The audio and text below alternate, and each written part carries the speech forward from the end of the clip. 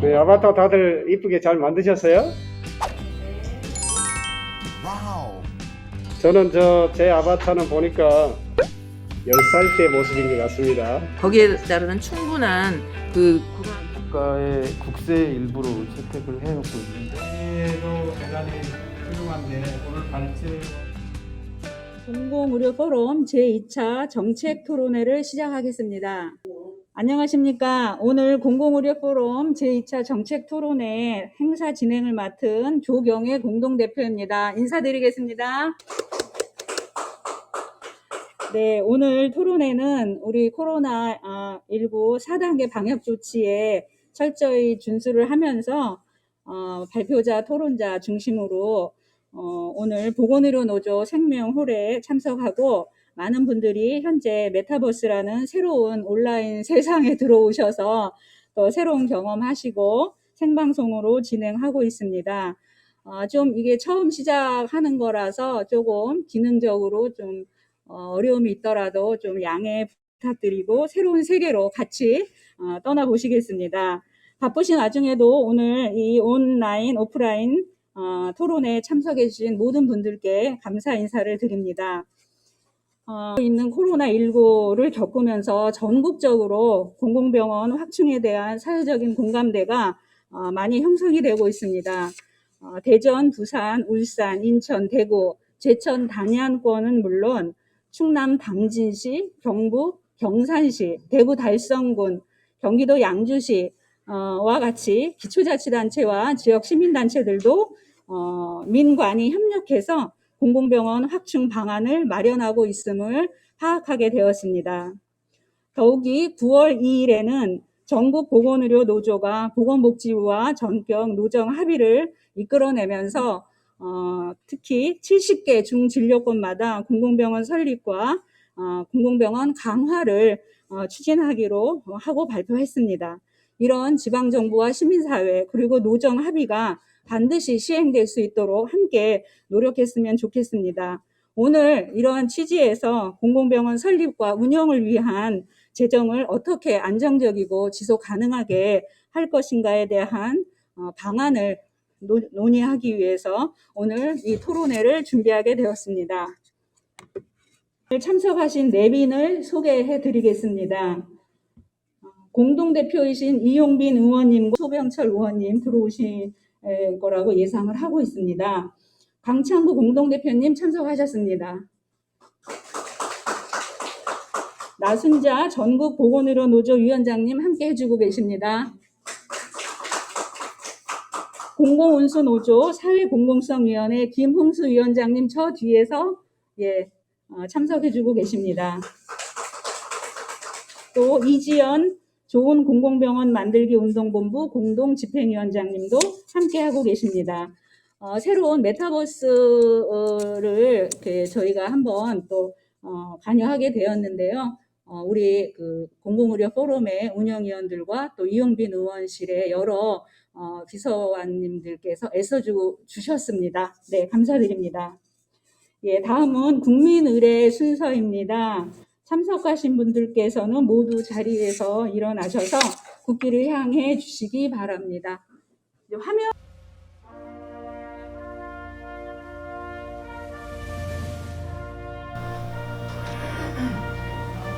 바로 이하 국민의례는 생략하겠습니다. 자리에 모두 앉아주시기 바랍니다. 축사를 듣도록 하겠습니다. 대한민국 시도지사 협의회에서는 지난 8월 26일에 공공의료 확충을 위한 공동성명을 발표하고 중앙정부가 적극적으로 추진할 것을 요구하는 공동성명을 발표했습니다. 오늘은 대한민국 시도지사협의회 회장이신 송하진 전국도지사께서 영상 축사를 보내오셨습니다. 영상으로 만나 뵙겠습니다. 안녕하십니까. 대한민국 영상이 됩니다. 시도지사 협의회장 송하진 전라북도 지사입니다. 공공의료 해주신 남인순 의원님, 박찬대 의원님, 이용빈 의원님, 정성호 의원님, 강창구 조경애 공동대표님 고맙습니다. 참석해 주신 전문가 여러분께도 감사의 말씀을 드립니다. 코로나19는 공공의료체계의 중요성을 부각시켰습니다. 공공병원 확충에 대한 국민적 공감대도 어느 때보다 큽니다. 이제 우리의 과제는 공공병원 설립과 운영을 실현할 전략 마련입니다. 가능한 일부터 차근차근 해나가는 노력이 필요합니다. 부족한 공공의료인력 확충을 위해 당정이 합의한 국립공공보건의료대학원의 남원 건립도 그중 하나가 될 것입니다. 오늘 이를 포함해서 공공병원 확충과 운영을 위한 다양하고 활발한 논의가 이루어지기를 기대합니다. 다시 한번 오늘 포럼을 축하드립니다. 감사합니다. 네, 오나님께서 영상으로 축사를 해주셨습니다. 그러면 이어서 이용빈 공공의료 포럼 공동대표님께서 동영상으로 인사 말씀을 해주시겠습니다. 동영상 주시죠. 안녕하십니까. 더불어민주당 광주 광산갑 국회의원 이용빈입니다. 작년부터 준비해왔던 공공의료 포럼이 지난 6월 14일 11분의 국회의원님과 100분의 의료계 학계 전문가들 그리고 시민단체 활동가들을 회원으로 모시고 힘차게 출발한 지도 벌써 3개월이 지났습니다. 공공의료 포럼은 우리나라 공공보건의료 체계의 허약한 부분을 보완하고 모든 국민이 국가로부터 안정적인 의료 서비스를 보장받을 수 있도록 정책적 대안을 마련하여 정부에 건의하고 국회를 통해서 입법화하기 위해 모두가 의지를 모은 것입니다. 그래서 대한민국의 공공보건의료 체계의 문제점을 올바르게 진단하고 좋은 대안을 제시하기 위해 출범식과 더불어서 한국 공공의료의 대전환, 위기의 시대 모두에게 필요한 공공의료 확충을 위하여라는 제목의 1차 토론회를 시작으로 연속 토론회를 준비해 가기로 했었고요. 1차 토론회에 이어서 오늘 공공병원 설립과 운영을 위한 재원 확충 어떻게 할 것인가 라는 제목으로 2차 토론회를 가지게 됐습니다. 나순자 전국보건의료산업노조 위원장님, 이지현 좋은 공공병원 만들기 운동본부 공동집행위원장님과 그리고 발제해 주신 서울시립대 나백주 교수님, 또 토론자로 참여해 주시는 나라살림연구소 정창수 소장님, 전국지방의료원연합회 조승현 회장님, 서울시 공공보건의료재단 김창보 대표이사님, 울산시의 시민건강국 김상욱 국장님, 보건복지부 박향 공공보건정책관님께 진심으로 감사 말씀드립니다. 코로나19의 4차 대유행이 길어지면서 확진자 급증으로 병상 부족을 염려해야 할 상황이 올 수도 있습니다. 힘든 환경을 이겨내고 있는 의료진들의 헌신적인 수고와 국민들의 적극적인 K방역 동참으로 잘 이겨내고는 있지만 공공병원과 의료인력 확대라고 하는 시대적 과제를 마냥 미룰 수만은 없습니다.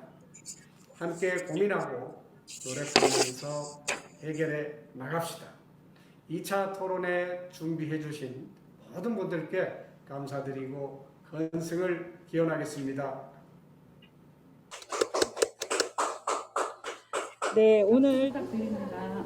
네, 인사 말씀 감사합니다. 다음은 전국보건의료노조 나순자 위원장님께서 축사를 해주시겠습니다. 이번 코로나19 엄중한 상황 속에서도 끈질긴 노정 협상을 이끌어 주시느라고 노고가 많으셨습니다. 올라와 주시죠. 네, 반갑습니다. 처음 해보는 거라서 제가 미리 이렇게 제 아바타를 앞에다가 올려놨습니다. 네, 보건의료노조 위원장 나순자입니다. 공공의료 확충에 있어서 가장 중요한 부분이 예비 타당성 조사 그리고 재원을 어떻게 확충할 것인지 이 두 가지라고 생각을 합니다.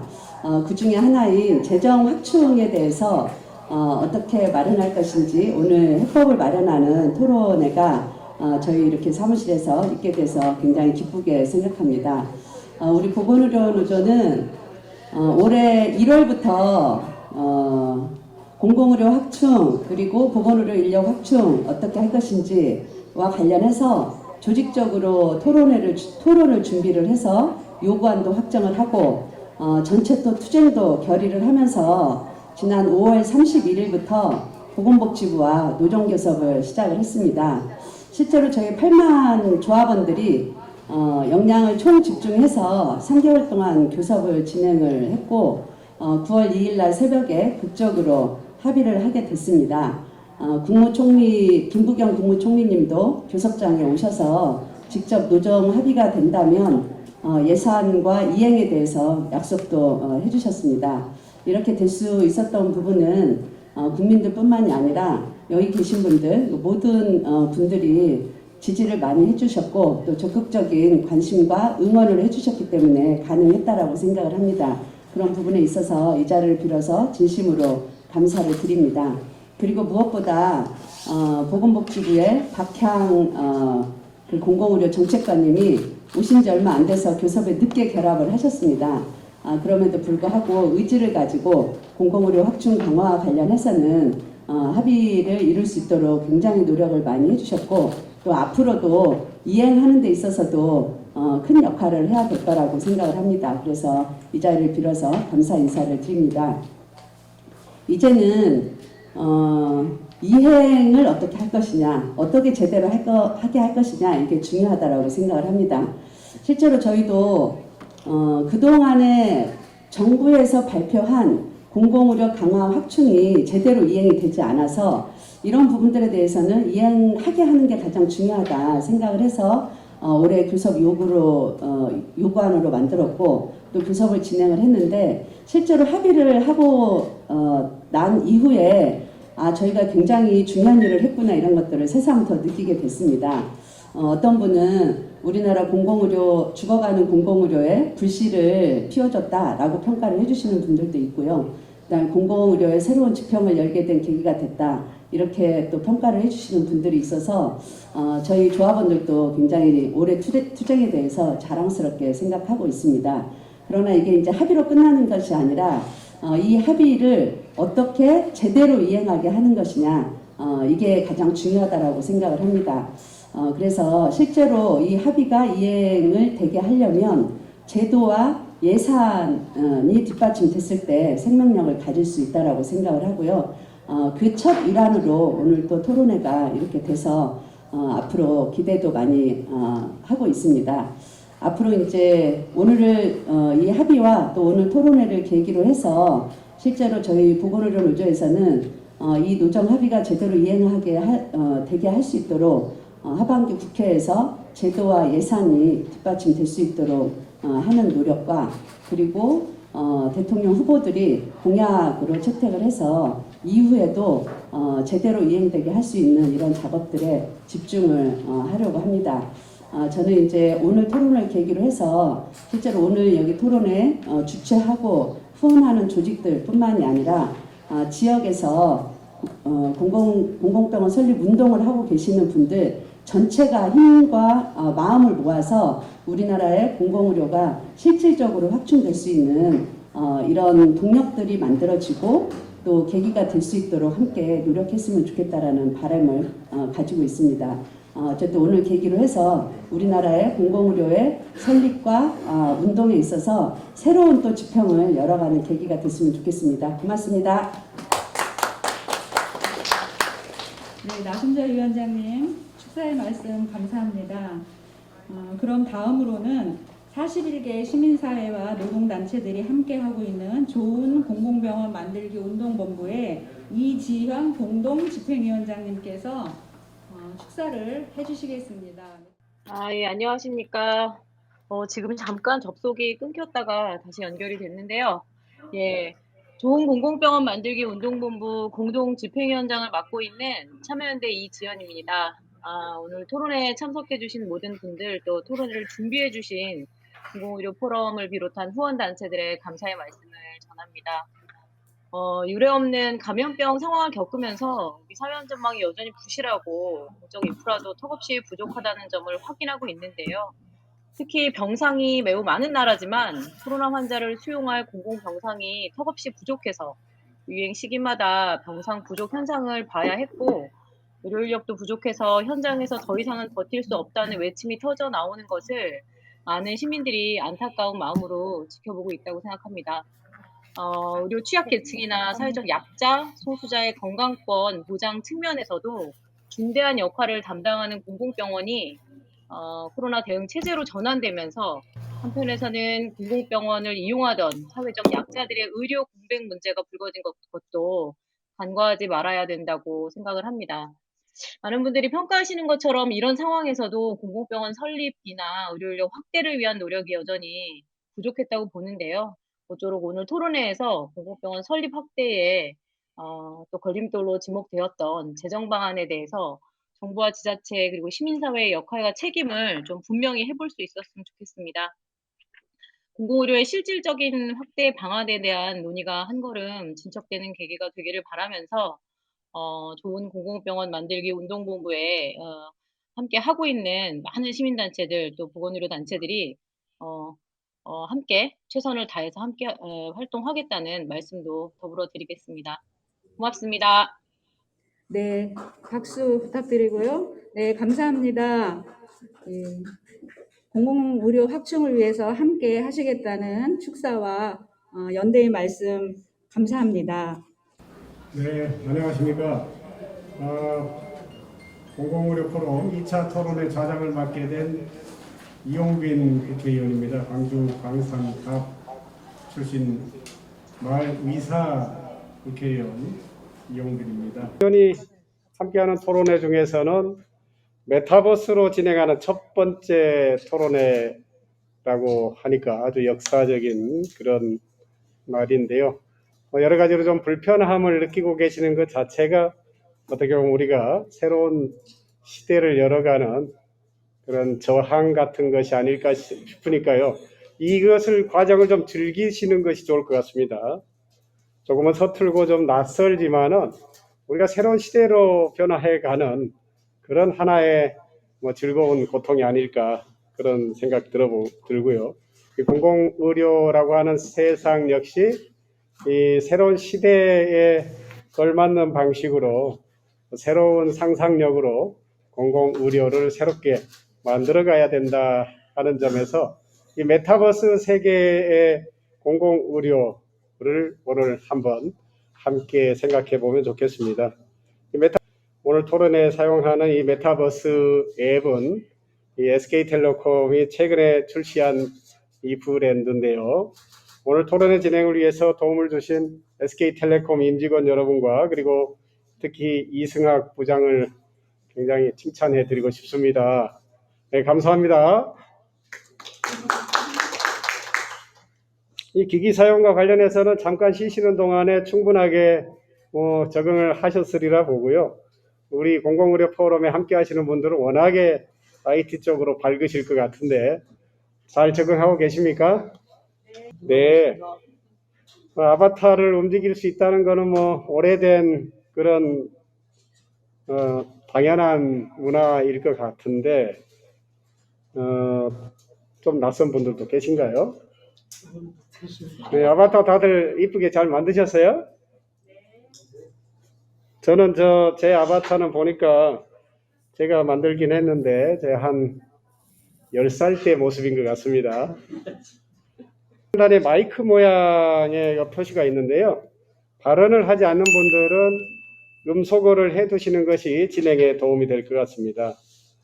발언을 하실 때는 음소거를 반드시 제거하시고 발언을 해주시고요. 또 우측 하단에 다양한 이모티콘들이 준비되어 있습니다. 그래서 박수를 칠 때 적절하게 잘 활용해 주시면 재미있는 이 메타버스 활용이 되겠습니다. 오늘 이제 진행을 하기 전에 우리 이 메타버스 공간에 우리 광주 전남에 소병철 의원님 계시는데 의원님이 이 공공의료에 무엇보다도 열정과 또 애정을 가지고 계신데요. 진심으로 함께해 주셔서 감사하다는 말씀드리고 먼저 인사 말씀 듣도록 하겠습니다. 좋죠?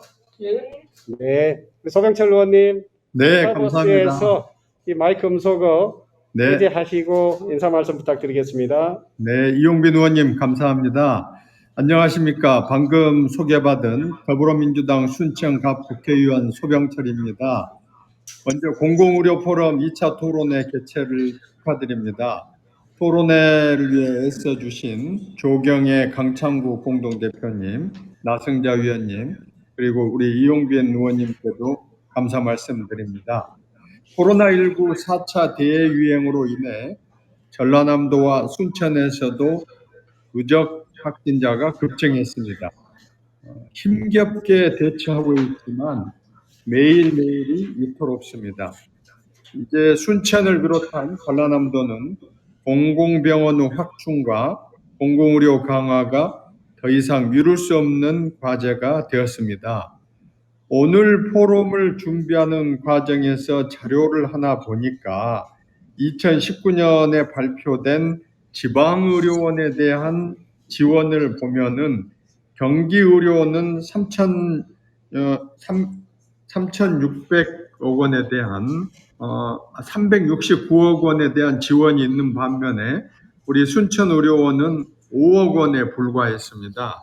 이런 통계만 보더라도 이 공공의료의 그 편차가 지역마다 얼마나 심한지 알 수 있겠습니다.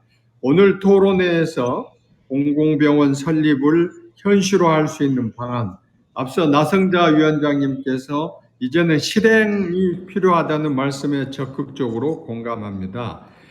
다시 한번 포럼 개최를 준비해 주신 여러분들과 토론회 발표를 맡아주신 나백주 교수님, 참석해 주시는 우리 조승연 연합회장님을 비롯한 관련자 여러분께도 감사 말씀드립니다. 아울러 박향 우리 보건복지부 정책국장님께도 감사 말씀드리고요.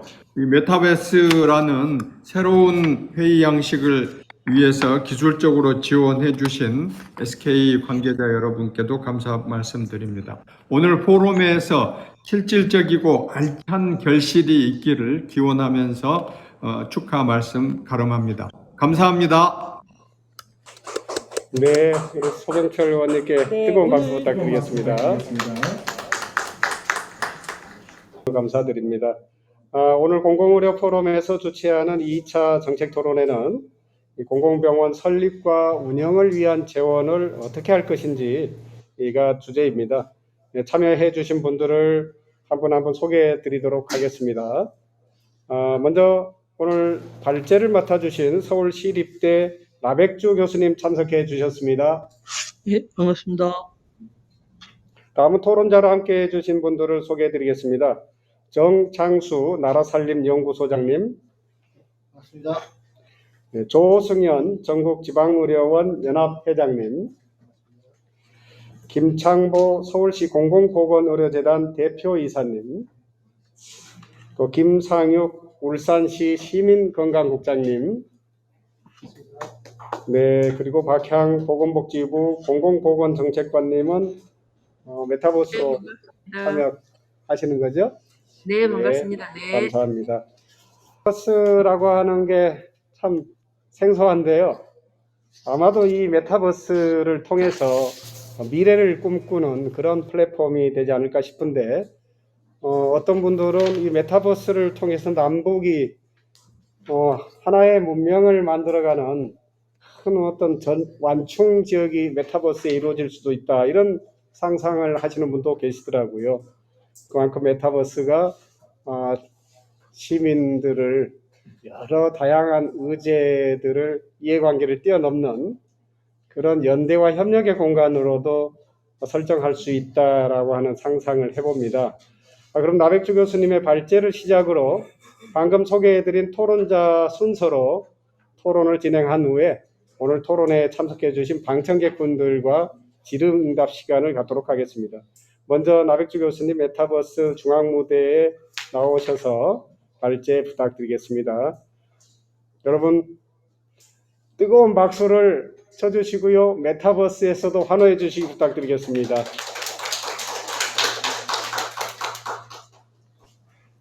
예, 안녕하십니까. 방금 소개받은 나빅주입니다. 예, 준비한 발표 내용 순서대로 좀 말씀드리도록 하겠습니다. 다음 슬라이드 주십시오. 다음 슬라이드 주십시오. 제가 이제 공공병원 확대를 위한 재정 전략에서 역사를 한 3슬라이드나 4슬라이드에 걸쳐서 잠깐 좀 말씀을 드려보고자 합니다. 조선 말기에는 그 광해원이라고 하는 그런 선교사들과 함께 그 병원이 있다가 대한제국 때 이제 내구병원이라고 하는 형태로 이제 자체 발전을 하려고 하는 그런 상황에서 일본 제국주의에 이제 조선이 대한제국이 병탄 되는 그런 비극을 겪게 됩니다. 다음 슬라이드 주십시오. 예, 그러면서 이제 나온 것은 일본이 그 조선을 침탈하는 그런 과정에서 먼저 이제 관리병원을 짓게 됩니다. 생생의원, 재생의원, 최초 이제 그 관리병원이 부산의 재생의원이었고요. 함흥에 생생의원이 있고 그랬습니다. 그 다음에 이제 전주나 청주 그리고 이런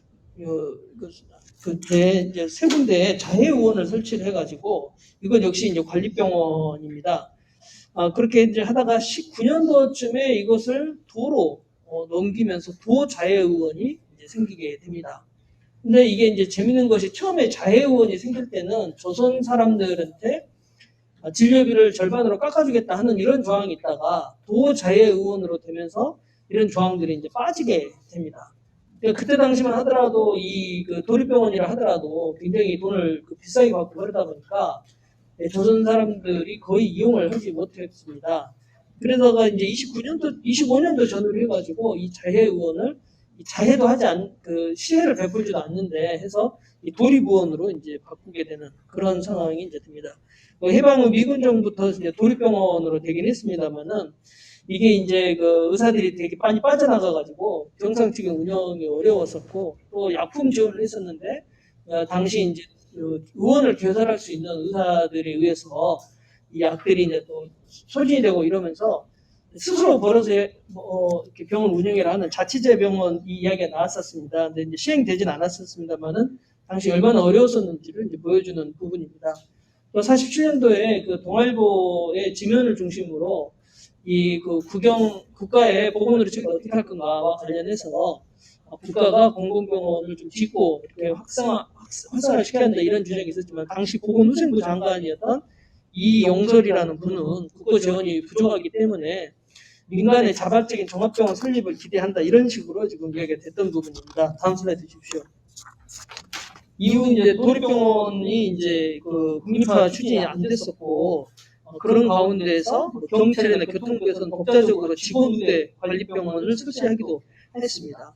82년도에 지방공사 의료원으로 이제 명칭이 대칭이 되는데 이것도 역시 서글픈 부분이 있습니다. 도립병원이 워낙 병행이 어려워지니까 이게 좀 경영적인 마인드를 좀 강화해야 된다 해서 지방공사 기업 이런 내용으로 이제 병원이 명칭 변경이 됐는데 이거는 어떻게 보면 일본 제국제 때의 어떤 공공병원에 대한 수익성 명칭이 취지가 그대로 좀 이어져 온 그런 측면이 있게 됩니다. 그리고 나서 이제 2005년도에 그 지방공사라는 걸 떼고 병원이라는 특수법인에 걸맞게 지방의료원으로 이제 명칭 개정이 되고 관할 부서도 당시 내무부가 아니라 보건복지부로 이관을 오게 됩니다만은 역시 그 안에 그 지방의료 설립을 운영하는 법률을 보면 단기 순손실을 보면 안 된다.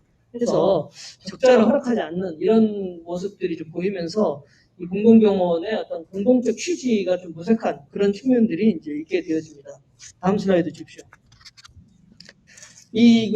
전국민 의료보험이 시행되면서 전국적으로 병원이 많이 필요했었는데 당시에도 역시 이제 정부 예산을 들여서 국립병원에 대한 투자가 됐던 건 아니고 차관을 빌려와가지고 전국에 160여 개 정도의 민간병원을 설립하는 데 지원을 했습니다. 하지만은 여기 이제 지금까지 잘 남아서 어떤 지역 병원으로 튼튼하게 공공적 역할을 수행하고 있는 것은 거의 드물고 지금 많은 병원들이 아주 이제 당시 이제 없어지거나 지금 아주 그 조그만한 병원 형태로 축소된 그런 모습들이 있는 그런 상태에 있습니다. 2005년부터 우루과이 라운드 시행에 따라서 농특세를 걷어서 지역의 농촌의료 서비스 개정을 했습니다만은 이 예산도 전부 보건소 쪽으로만 들어갔지 지역의 공공병원 쪽으로는 들어가지 않다 보니까 사실 공공병원이 굉장히 그 활성화되지도 못하고 위축된 그런 형태로 지금까지 오고 있는 그런 상태라고 말씀드릴 수 있습니다. 다음 슬라이드 주십시오. 그러다 보니까 지금 공공병원의 어떤 설치 이런 부분들은 거의 늘지 않고 평온한 것이 이제 그 중간에 진주의료원이 있었고 대전의료는 충남대병원이나 춘천의료는 강원대병원으로 갔고 영주 적십자병원은 신규 설치됐습니다만은 목포나 광주, 대구 이거는 이제 평온을 한 그런 상태로서 현재는 35개 지방의료원 6개 적십자병원이 있어서 지방의 공공병원 확충은 더디고 표현이 훨씬 많으며 그 주된 이유는 경영질자로 되어지고 있는 그런 부분입니다. 다음 슬라이드 주십시오.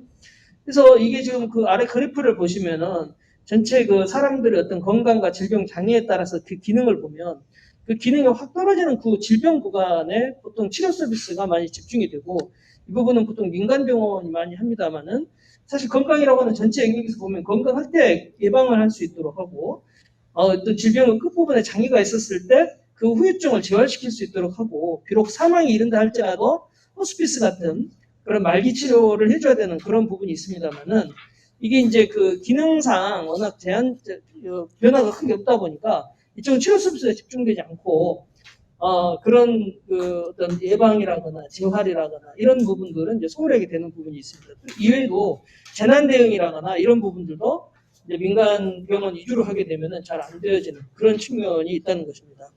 일본 제국주의 때 콜레라 그 감염병이 이후로 자해의원, 도립병원들이 많이 생기긴 했습니다만은 이후 이 어떤 감염병 대응이 콜레라가 좀 잠잠해지면서 서민들의 어떤 일반 의료의 어떤 그런 투자를 많이 해서 전국적인 보건의료 전달 체계를 가져나가려고 하지 않았던 그래서 공공병원 위축될 수밖에 없었던 그런 어떤 서글픈 공공병원에 대한 어떤 그런 관점이 어떻게 보면 지금까지도 이어지고 있어서 이 예방이라거나 재난 대응 이런 부분들이 그동안 좀 병원 중심으로 해가지고 소홀했던 것이 아닌가. 지금에 와서 이제 이런 부분들을 좀 역사를 새롭게 좀 바꾸는 그런 어떤 계기를 우리가 좀 만들어야 되지 않겠는가 하는 그런 어떤 의견을 좀 드리고 싶습니다. 다음 슬라이드 주십시오. 지금 매년 그 시설 및 장비 지원으로 해가지고 사실 2년 전까지만 하더라도 한 400억에서 500억 원 정도 지방의료원 기능보강 사업 예산이 이제 있었습니다. 2년 전에 이제 1,100억 원까지 증액이 된 그런 측면이 있어서 굉장히 반가운 그런 측면이 있습니다만은 이거는 이제 50대 50 지방비 매칭 사업으로 진행되고 있고 그런 과정에서 2020년도 회계 결산 자료를 보면 49.9%이고 그 이전 연도에는 63.4%로 매년 그 경향성을 보면 계속 집행률은 올라가고 있긴 합니다만은 아직도 이제 60% 중반대를 멈추고 있고 작년에 이 49.9%는 코로나 때문이라고 하는 그런 특수한 사정을 고려한다 하더라도 1,100억 원이라고 하는 그런 예산도 사실 충분하게 잘 쓰지 못하고 있어서 중앙정부는 지방자치단체가 공공병원에 대한 의지가 충분치 않다 보니 국비가 있어도 못 쓰는 거 아니냐 이런 어떤 지적이 있었던 것이 사실입니다.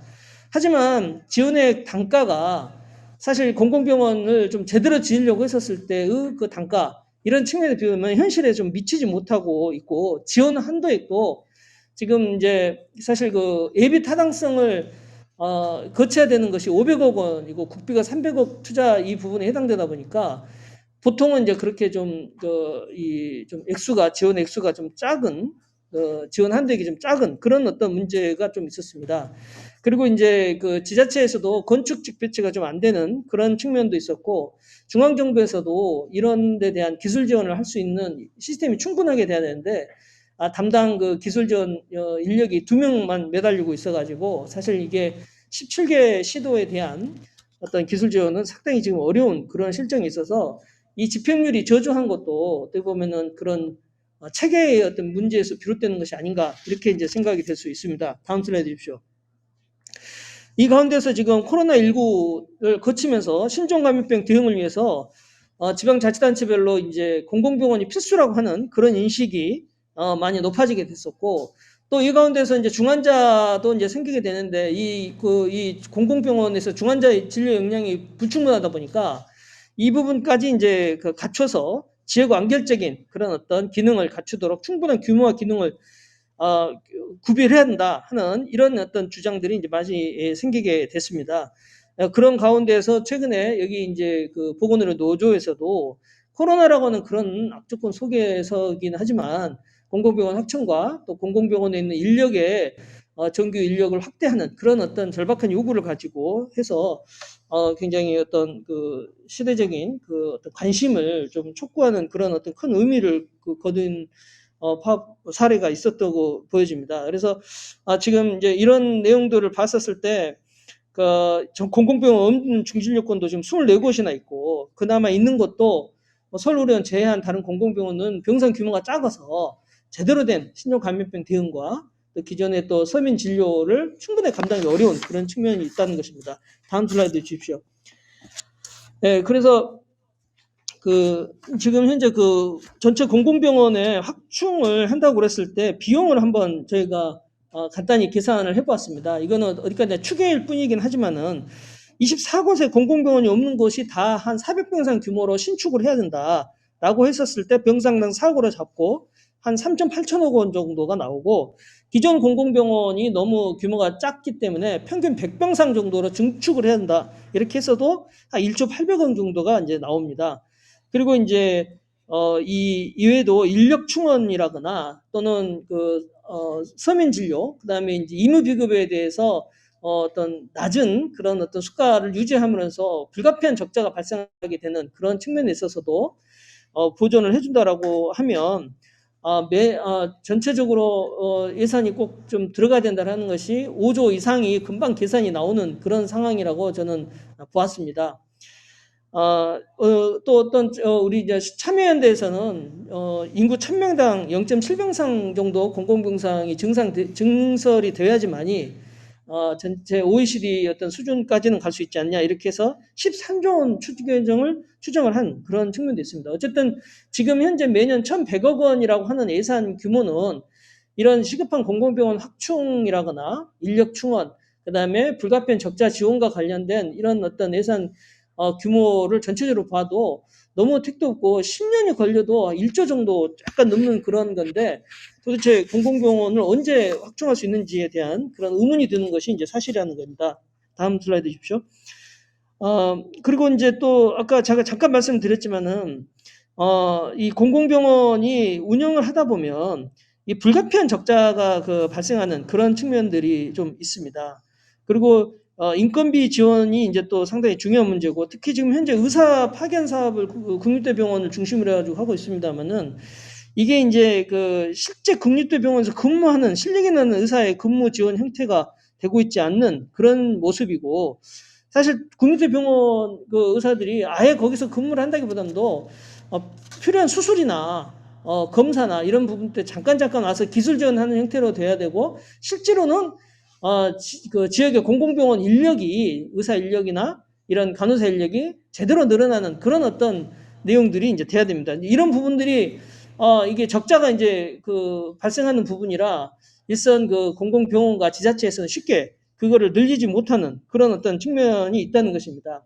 하지만은 이렇게 하면 빈곤의 악순환만 반복될 뿐이고, 제대로 된 투자를 해서 인력 규모도 제대로 키우고 자체로 한 과당 의사 인력이 한 4-5명씩 충분하게 돼서 뭐 연수를 간다거나 학회를 간다거나 하는 측면도 충분하게 해서 이 실력을 계속 늘릴 수 있는 기회를 보장을 해야 되고, 전문적으로 좀 나눠가지고 이 지역 주민들에 대한 진료 서비스를 올린다면은 지역민들한테 사랑받는 병원이 될 수가 있다. 그리고 간호사 인력도 늘려서 간호간병 서비스를 충분하게 하면 정말 지역민들한테 사랑받을 수 있는 그런 공공병원이 될 수 있다는 것입니다.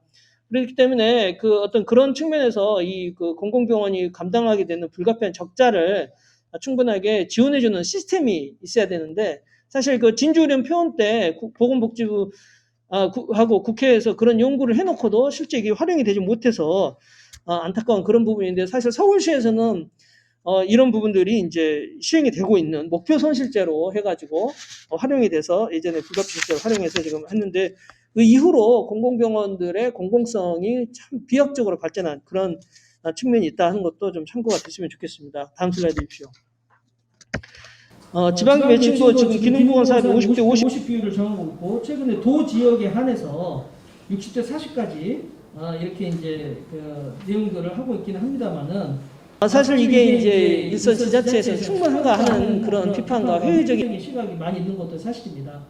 재정 자립도가 어려운 그런 지역에 대해서는 사실 더 그 이제 그 예산 지원 규모를 늘릴 수 있도록 하는 그런 측면이 필요한데 사실 지금 지역보건법에 현재 그 국비 지원 규모가 3분의 2까지 되어지고 있고 예전에 그 농특세 지원과 관련해서는 훨씬 더 지적 어려운 여건에 대해서는 저 국비 보조율을 올리는 그런 거가 있었는데 그런 것들을 쉽게 하기 위해서 이런 그 공공의료 지원과 관련돼서 중앙정부 차원에서 심의위원회를 구성해서 지역의 여건을 고려해서 국비 지원 보조율을 좀 높일 수 있도록 하는 그런 것도 추진하는 것이 좀 더 바람직하겠다 하는 말씀을 드리고 싶고요. 다음 슬라이드 주십시오.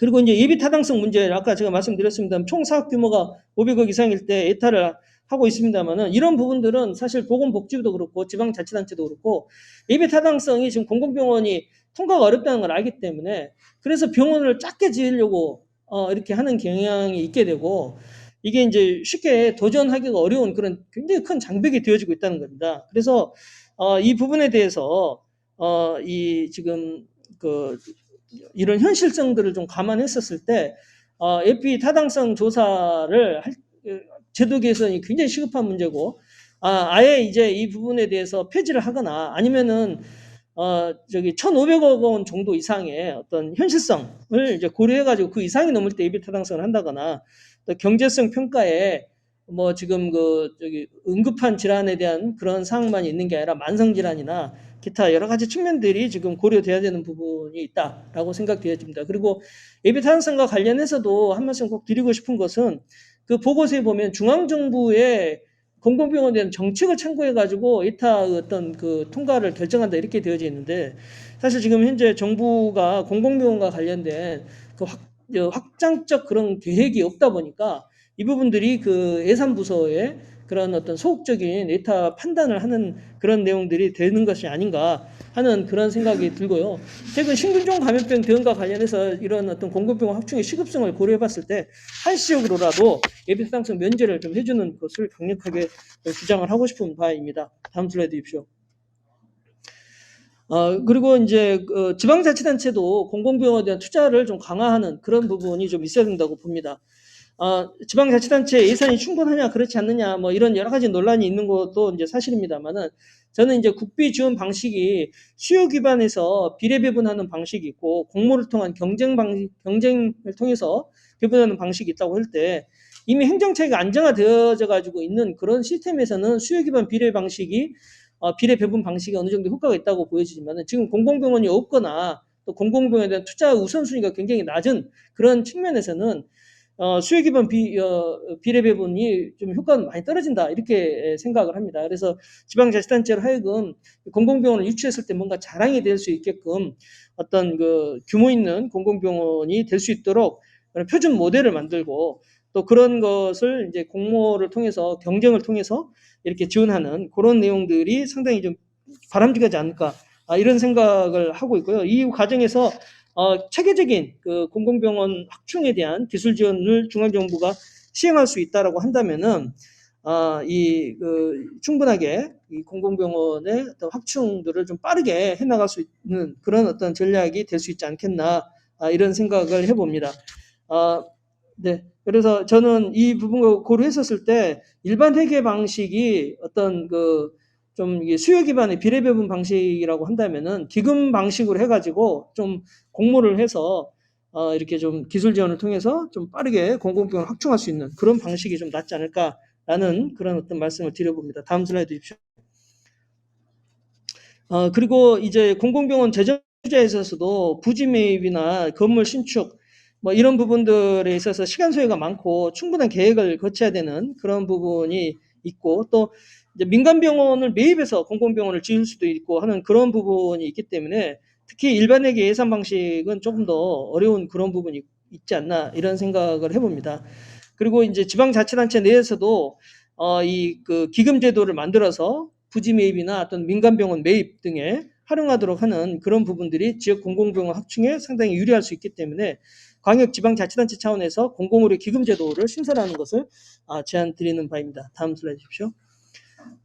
또한 지역 광역자치단체 공공보건의료 재정 기전을 이제 강화해서 이 광역지방자치 차원에서 정책 효과를 평가하는 지표가 좀 별도로 평가되고 이를 위한 재원이 이제 마련되는 그런 부분이 좀 필요하다고 보고 그때는 공공병원 확충이나 운영 지원, 공공병원과 간헐적 보건소 연계, 공공병원과 간헐적 개원 의원과 협력, 공공병원과 보건소 조직 및 인력 정원 확충, 또 공공보건의료 인력 교육 훈련 등 이런 어떤 내용을 가지고 광역지방자치단체가 계획을 수립하고 그런 내용들을 좀 평가해서 이렇게 이제 좀 재정을 지원해주는 그런 형태로 가는 게 좀 좋겠다라고 생각을 하고 또 이때 광역자치단체별로도 공공의료에 대한 기술 지원을 좀 강화할 수 있도록 공공의료 지원단이 지금 만들어지고 있는데 이거를 재단 형태로 해서 법인 형태로 해서 인력의 안정성과 또 전문성을 좀 축적할 수 있도록 그렇게 가는 것이 저는 바람직하다 이렇게 보고 있습니다. 다음 슬라이드 주십시오.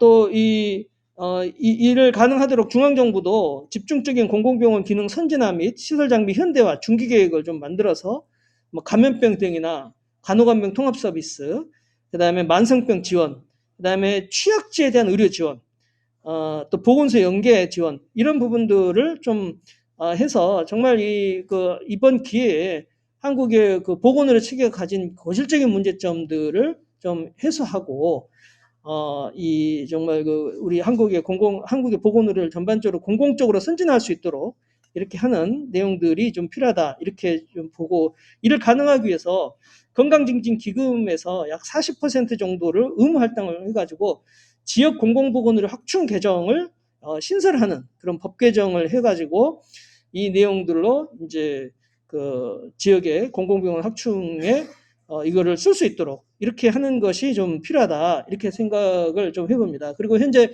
담배세 중에서 개별 소비세가 기획재정부로 이제 그냥 들어가는 게 있고 그 중에 한 45%는 소방안전교부세로 지방에 나가고 있고 또 그 나머지 55% 중에서 또 한 40% 그러니까 전체 그 개별 소비세 한 20% 정도는 또 뭐 지방 교육세 등으로 나가고 있는데 그 나머지 되는 예산도 이번 기회에 이번 건강증진 기금으로 좀 옮기고 특히 이 지역 공공보건의료 개정 확충 예산으로 좀 해서 전체적으로 그 좀 규모 있는 지역의 공공병원 확충 재정이 마련돼서 나갈 수 있도록 하는 그런 부분들을 좀 제안을 드리는 바입니다. 다음 슬라이드 주십시오. 예, 이게 이제 마지막 슬라이드가 될 텐데요. 이때 이제 지방 재정 지원을 할 때 고려해야 될 점이 인건비나 불가피 재정 적자 지원이 가능하도록 기금의 활용 방안을 좀 더 유연하게 만들어줄 필요가 있다는 그런 말씀을 좀 드리고 싶고 또 국비 지원 외에도 지방 재정의 일반 회계 지방 재정을 추가 투입을 해서 광역 공공의료 기금이나 이런 부분들을 하도록 하고 이 부분들을 하는 지자체에 우선 지원하는 등에 대한 어떤 그런 내용들을 좀 했으면 좋겠고 그다음에 인력에 대한 확충, 그다음에 국립중앙의료원의 어떤 강화, 그다음에 중앙정부에 있어서도 행정 지원을 보다 더 전문성 있게 할 수 있도록 하기 위해서 정부 조직법 개정을 통해서 이 공공의료청 신설을 해가지고 이런 그 지금 지방 공공병원뿐만 아니라 타 부처 공공병원에 대한 어떤 투자와 그 일원화 지원들을 좀 같이 하는 것도 저는 굉장히 바람직하겠다 싶어서 이런 말씀을 제안을 드립니다. 네, 이상 제 발표를 마치겠습니다. 네, 오늘 우리 나백주 교수님은 사실 공공의료 현장에서 오랫동안 그 실력을 또 쌓아오신 분이어서 오늘 말씀 주시는 내용들이 굉장히 피부에 와닿는 그런 말씀 많이 해주셨습니다. 특히 이 예비 타당성 문제와 관련해서 이 중앙정부의 정책을 참고해야 되는 예비 타당성 검토의 그 방향성이 이렇게 에타와 관련된 부정적인 언급이 많은 걸 보면은 정부의 의지가 부족한 것 아니냐, 혹시 그런 것들이 반영돼서 예비 타당성 검토와 관련한 문제를 낳고 있는 거 아닌가 하는 그런 우려를 말씀해 주셨는데 상당히 공감이 가는 부분이 없지 않습니다. 특히 국비 지원 방식이라든지 회계 방식에 있어서 기금 회계 방식을 통해서 공공병원의 재정 투자의 다양한 유연성을 확보하는 부분, 그리고 공공의료 기금 제도를 신설하는 것을 제안 주신 부분은 상당히 인상적이었습니다. 이런 것들을 포함해서 토론을 진행해 보도록 하겠습니다. 이어서 이 정창수 나라살림연구소 소장님께서 토론해 주시겠습니다.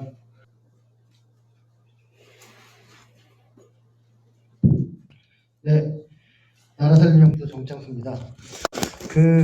나박규 교수님 말씀 잘 들었고요. 저도 많이 큰 차이는 없는데 거기다 몇 개 더 추가할 말씀이나 제안들 드리는 것으로 토론을 하도록 하겠습니다. 일단은 제도와 재정 두 가지가 이제 접근하는 방향이라고 볼 수 있는데요. 제도 관련해서는 이 주제별 접근이 좀 필요할 것 같습니다. 그래서 중앙, 지방, 공공기관이라고 하는 3자를 좀 볼 필요가 있는데, 특히 이제 재정 같은 경우에는 지금 최근에 MB 정부 이후에 공공기관의 재정 건전성 이런 걸 주장을 하면서 중앙, 지방의 뿐만 아니라 공공기관도 재정 규모가 굉장히 커졌습니다. 그래서 이런 걸 좀 복합적으로 볼 필요가 있다 이런 말씀이고요. 2021년도에 중앙정부 본 예산이 558조인데 공공기관이 725조고요. 지방이 253조 정도 됩니다. 연도 차이가 약간씩 있는데 이거는 결산이 이제 안 끝나서 그런 건데요. 그래서 이 3자가 예전엔 거의 다 중복되어 있었는데 요즘은 중복 부분을 빼고서도 이 3자를 합치면 이제 1000조가 넘게 되는 이제 상황이어서 이 부분들에 대해서 한번 좀 유심히 볼 필요가 있을 것 같고요. 그 다음에 이제 공공기관 의료 확충 방향 같은 경우에는 지금 총량관리라는 개념으로 좀 접근해야 될 것 같습니다. 그래서 일단은 어느 정도가 필요하고 그 부분에 대해서 재정적으로 어느 정도 보장할 것인가, 그리고 그것에 기준에 충족하지 못할 경우에는 어떻게 할 것인가, 이런 기준들을 정할 필요가 있을 것 같고요. 지금으로서는 공공의료기관 확충은 기존 공공의료기관의 증축 및 증축이 있고, 그 다음에 감염병 등 공공의료기관, 지역거점 의료기관, 이렇게 세 가지 정도 방향으로 볼 수가 있는데, 이 부분에 이제 각각 재정적인 어떤 역할이 필요한 것 같고요. 특히나 이제 요즘 재난감염병 대응 공공의료기관 이 부분들에 있어서는 위기가 기회이기 때문에 지금 국민적인 공감대가 이루어진 상태에서 좀 대폭 확장을 한다면, 제가 볼 때는 이 공공기관, 이게 전부는 아니지만 이 역할이나 어떤 규모나 이런 것들이 좀 커지지 않을까라는 생각을 합니다. 그리고 이제 2020년에 의료법 일부 개정을 해서 지역에서의 병상 수급 관리 계획 이런 것들이 이제 중요한 부분으로 되었는데, 이 부분을 좀 대폭 상향하는 그런 개정도 필요하지 않을까라는 생각을 합니다. 그리고 이제 그 외에 이제 보건의료 정책, 분절화, 그리고 중앙정부 집중, 이런 여러 가지 문제가 있습니다.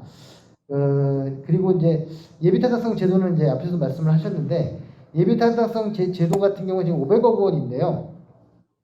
저는 좀 현 정부가 이게 지금 이 면제 사업의 범위를 대폭 늘게 이명박 정부 때인데, 이 보시면 대부분 보면 인프라나 내지는 경제적인 문제들 이런 부분들이 대부분인데, 이 면제 기준이 됐을 때 6번이나 7번 같은 경우에는 재난에 대한 부분, 보건식품 안전 문제, 그 다음에 또 7번은 재난 예방 이런 것들이 있는데, 작년에 있었던 사항이 하나 좀 생각나는 게 뭐냐면, 지방자치단체마다 재난관리기금이라고 있습니다. 이게 지방세 1%를 무조건 적립하게 되어 있는데, 그것이 1%이다 보니 더 많을 수도 있고 해서 거의 전국적으로 1조가 넘는데요. 코로나 대응을 재난으로 볼 거냐, 그래서 코로나 많은 논쟁이 있다가 결국 코로나 지원하는 것이 구호다, 일종의 예방도 있지만 구호도 있거든요. 그러니까 재난에 대해서 그전에는 구호만 하다가 재난이 잘 안 일어나니까 예방에 쓰게 만들었다가 이 코로나 때는 이제 어떻게 보면 자연재해뿐만 아니라 이런 감염병, 질병 이런 것까지도 이제 범위를 넓히는 쪽으로 갔기 때문에, 저는 그 논리를 좀 확대시킨다면 예타 면제나 이런 부분 부분들 충분히 좀 앞으로 좀 갈 수 있지 않을까라는 생각을 합니다. 그리고 여기에 제가 적진 않았는데 최근에 저희가 금천구에서 의뢰를 받아서 뭘 했냐면 금천구에 그 부영건설이 약 그 한 3만 평 정도 되는 금천역 앞에 금천구청역 앞에 그 아파트 단지를 짓는 허가를 받았는데 금천구의 조건이 뭐냐면 금천구에 종합병원이 없다. 그러니 병원을 지어라. 그 조건으로 허가해주겠다 해가지고 그 병원을 짓기로 했는데 그거를 이제 저는 그 구청장님한테 공공병원으로 이렇게 할 것을 설득을 하고 있는데 아직 그 완전한 설계까지 그 어떤 구성으로 할 것까지는 안 되어 있지만 일단 보건소라든가 이런 그 관련한 부분 기관들은 들어가는 것으로 되어 있고 부영건설은 정말 싫지만 어쩔 수 없이 건물 하나를 병원으로 지어야만 하는 그런 상황이 있습니다. 그래서 앞으로 개발 사업 같은 걸 할 때 학교만 들어가는 것이 아니라 공공의료시설도 필수적인 것으로 뭐 그 규모는 어느 정도 될지 모르겠습니다만 예를 들면 5천 가구 이상이나 뭐 이렇게 1만 가구 이상의 신도시라든가 했을 때는 뭐 반드시 몇 병상 이상의 공공의료시설을 지어야 한다든가 이런 거는 그 개발 이익을 저희 일부 분담하는 것이기도 하고 주민들도 학교가 들어서는 건 조금 반대하는 경우가 있긴 한데 병원이 들어서는 걸 반대할 사람은 없을 것이라 생각을 해서 이것도 아이디어의 하나로 제가 말씀드립니다. 그다음에 재정을 통한 접근 중에 이제 세입은 앞에 나백 교수님도 말씀하셨지만 특별소비세 관련해서 이게 2조 정도 되니까 이 중에서 이제 한 3분의 1, 7, 8천억 정도는 확보를 할 수 있을 것 같습니다. 그래서 이 부분은 이 소방직에 내려가는 돈도 있고 또 기재부 쪽에서도 별로 이 돈이 큰 규모는 아니어서 이 부분을 만약에 설정을 한다면 그 제가 볼 때 담배 소비와 연동돼서는 불안하긴 하지만 좀 필요할 거라고 좀 보여지고요. 그다음에 공공의료 보건기금 같은 경우에는 그 세입 충원 방안 그 문제가 있는데 이거를 이제 뭐 아까 특별 소비세 아니면 뭐 건강증진 부담금 이런 것들 좀 통해서 할 수 있지 않을까라는 생각이 들고 그다음에 이제 공공보건의료 교부세 지금 현재 이제 교부세가 국세와 연동되어 있는데 가장 안정적이거든요. 내년도 예산에서 가장 크게 증가한 데가 어디냐면 교육청 예산입니다. 지방교육재정교부금이 무려 18%가 증가를 하게 됐는데요. 왜냐하면 국세가 증가하는 거에 따라 연동돼서 10.24%를 조금 주기 때문에 그렇게 되는데 지금 보면 그 교육재정교부금이 있고 보통교부세가 있고 부동산교부세, 소방안전교부세 이렇게 세 가지가 있는데 여기에 공공보건의료 교부세를 설치를 한다면 제가 볼 때 좀 안정적인 재원 마련이 가능하지 않을까라는 생각을 합니다. 그 다음에 이제 건강증진기금 내 건강보험지원금 활용 문제인데 지금 2조 9천억 올해 내년에는 3조가 이제 훨씬 넘을 텐데요.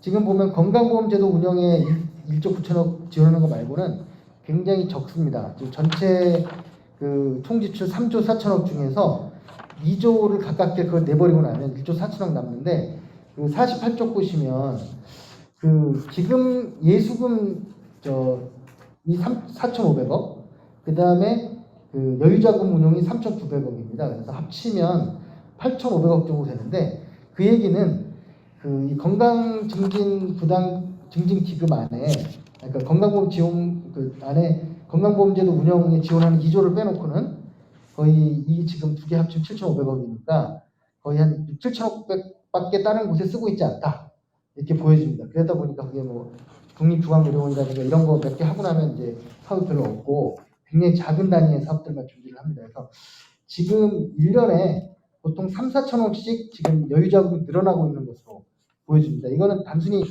그 건강증진 기금만의 문제가 아니라 우리나라의 사업성 기금 거의 대부분이 이렇습니다. 그래서 저희가 나라살연구소 나중에 홈페이지 들어가 보시면 중앙, 지방에 얼마나 많은 잉여금이 있는지 그래서 뭐 예를 들면 국민연금을 빼고서도 중앙정부 250조 정도 되는 잉여금이 있습니다. 지방은 기금을 포함해서 한 95조 정도 있고요. 이러다 보니까 공공기관에서도 지금 150조 정도 여유자금이 있거든요. 그러니까 이게 한 IMF나 금융위기 때 우리가 한번 큰 상처를 입은 다음에 무조건 안 쓰고 보자라는 게 정서가 공공 부분에서 팽배하다 보니까 대기업들이 1,000조 갖고 있고 공공 부분이 약 지금 저희 추산으로는 공공까지 한 400조 이상 국민연금 빼고도 갖고 있는 상태여서 이 부분에 대한 것도 계속 지속적인 문제제기가 필요하다고 보여집니다. 네, 그렇고 그래서 이걸 이제 어떻게 활용할 것인가가 이제 또 하나의 그거고요. 세 번째 중앙정부 그 관련해서는 50쪽에 일단은 워낙 규모가 적어서 경지성 경지출이 많고요. 그래서 저는 이제 공공보건료 재원의 신규 발굴 이런 것들 좀 우리가 확보를 해야 되는데 예, 그렇고요. 그다음에 인건비 등 운영비 지원이나 공적 지원 확충 이게 필요하고 그리고 시범 사업을 위한 의료 혁신기금 같은 경우가 필요한데 저는 아까 예타 때 잠깐 말씀을 안 드렸는데 사실은 저는 예타가 이번에 제가 저기 남해군에 해저 터널 하는 걸 제가 가능하게 하는 그 역할을 조금은 했었는데 그게 뭐냐면 편익이라고 하는 거, 경제성, 돈이 얼마 들어오고 나가고 하는 단순한 그 회계상의 경제성이 아니라 사회적 편익을 고려해서 어떤 필요성을 주장하는 그런 노력들을 해야 되는데 공공부문에서 그런 부분들이 굉장히 부족합니다. 가치적으로 올바르니까 주장하면 된다고 생각하는 그런 경향이 많아서 그것보다는 저는 이게 사회투자 같은 차원에서 투자를 했을 때 예를 들면 지금 예전에 한번 그런 것도 있었는데요. 체육시설이 많은 지자체가 건강보험 지출이 적어서 그 부분들이 어떤 투자 효과가 있었다 이런 것도 있고 아주 크게는 복지나 이쪽에는 그런 분들이 많습니다. 그래서 여기 제가 SIB를 해놓은 건 뭐냐면 사회성과 연계 채권이라고 해서 이런 시범 사업들을 끊임없이 해서 건강을 증진시키고 수명을 예를 들어서 건강 지표 같은 것도 개선시키고 해서 그런 부분들이 오히려 목적이잖아요. 공공의 그런 부분들을 성과를 보여주는 그런 것도 좀 또 독자적인 기금이나 펀드가 필요하지 않을까라는 그런 생각을 합니다. 그 다음에 이제 일반 회계를 통해서 기본적인 커뮤니티 케어나 공정보건 인력 그런 것들을 해야 되고요. 그 다음에 저는 이제 지방에 좀 주목을 해야 된다고 보는데 매칭 비율은 앞에서도 말씀하셨는데 한 80%까지 건립할 때 일단은 매칭을 해주고 운영에 대해서도 이게 적자가 좀 불가피한 곳들에 대해서는 광역 단위나 국가 단위 운영을 좀 고려를 해야 됩니다. 특히 2만 명 이 정도밖에 안 사는 군 지역들을 그 안에 스스로 그걸 운영한다는 건 불가능한 일이거든요. 그래서 요즘 이제 국토부나 이런 데서 컴팩트 시티, 이제 압축 도시 같은 것들을 하는데 2만 명 정도면 지금 이미 읍내에 한 반 정도 모여 삽니다. 그래서 저희가 지금 일부 지자체에 제안하는 건 세컨드 하우스를 해서 기존에 조그만 마을에 살지만 읍내에 집이 있게 하면 점차 삶의 근거지가 읍내로 옮겨가게 되면 읍내에 있는 공공의료시설이나 이런 것들, 공공시설을 통해서 높은 수준의 복지를 이루게 하는, 영위하게 하는 그런 것들을 고려한다면 그런 부분들을 이제 건강보험공단이라든가 아니면 다른 이런 광역 단위에서 운영을 대체하는, 운영을 위탁받아 하는 이런 것도 한번 생각할 필요가 있고요. 그 다음에 지방자치단체 공공병원 재정 투자를 강화하고 지방광역자치단체 공공의료기금 제도는 앞에 말씀하셨으니까 넘어가고요.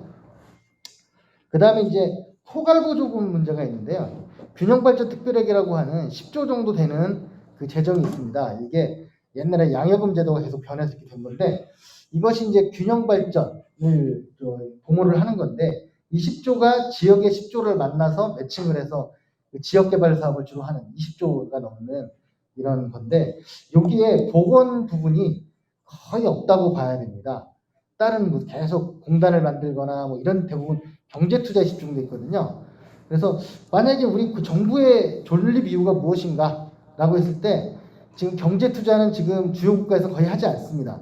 그거는 시장이 알아서 할 일이고 공공 부분의 일에 대해서 투자를 해야 되는데 우리나라는 아직도 계속 경제 투자를 하고 있거든요. 그래서 그런 부분에서 이 지역의 균형 발전이라고 하는 게 경제 발전만이 아니라 이 어떤 사회복리 이런 차원에서의 발전이 더 중요하다는 어떤 전제 아래서 이 균형 발전 특별회계도 한번 손을 댈 필요가 있다고 생각합니다. 그 중에서 예를 들면 보건의 5%를 무조건 쓰게 한다든가 이런 부분들이 필요하다고 보고요.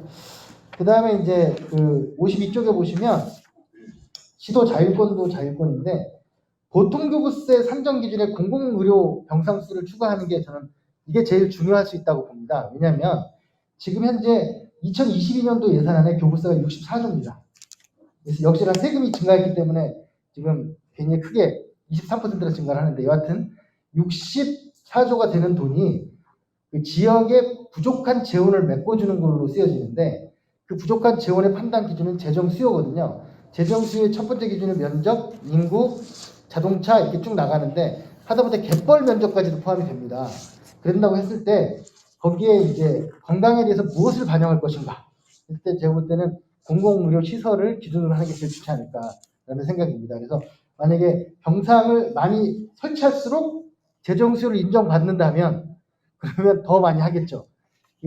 참고로 말씀드리면 제가 최근에 지금 산림청에서 저희한테 의뢰하는 것 중에 하나가 뭐냐면 숲을 잘 가꿀수록 교부세를 더 많이 받을 수 있게 하는 기준을 바꿔보자. 굉장히 전 좋은 일이라고 생각을 해서 지금 해주고 있는데 그런 것처럼 보통 교부세 산정 기준이랑 굉장히 중요하다. 그리고 향후에 지금 기재부나 행안부에서 지금 되는 게 뭐냐면 교육재정과 그 일반 자치재정을 통합하는 게 진지하게 논의되고 있거든요. 그래서 왜냐하면 교육재정에 너무 돈이 많이 남아서 2010년에 초중고 1인당 600만 원이었던 게 지금 1,800만 원이 있습니다. 교육계에 계신 분들은 물론 이 말만 나오셔도 굉장히 화들짝 놀라시겠지만 굉장히 재정 쪽에서 진지하게 논의되고 있다.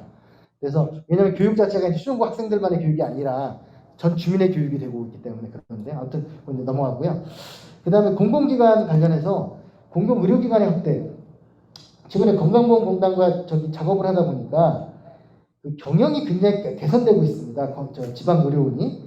그래서 지금 흑자로 전환되는 부분들이 굉장히 크게 증가하고 있는데 가장 큰 이유가 신포괄수가제를 적용을 했기 때문이랍니다. 그래서 그 이사장님과 많이 논의를 했는데 그래서 지자체 중에서 만약에 지방의료원을 만든다고 하면 그 위탁을 건강보험공단에서 하면 굉장히 그 경영도 개선될 수 있다. 특히나 돈 많은 지자체들 가능한데 지금 아무튼 설득 중이지만 쉽지는 않습니다. 왜냐하면 보건이라고 하는 부분을 지자체의 업무로 보지 않는 단체장들이 굉장히 많아서 이걸 설득하는데 굉장히 힘든 지금 상황입니다. 광역은 물론 다르지만 기초들이 이 경기도의 기초 같은 경우는 100만 단위 기초들이 많기 때문에 설득하고 있는 중입니다.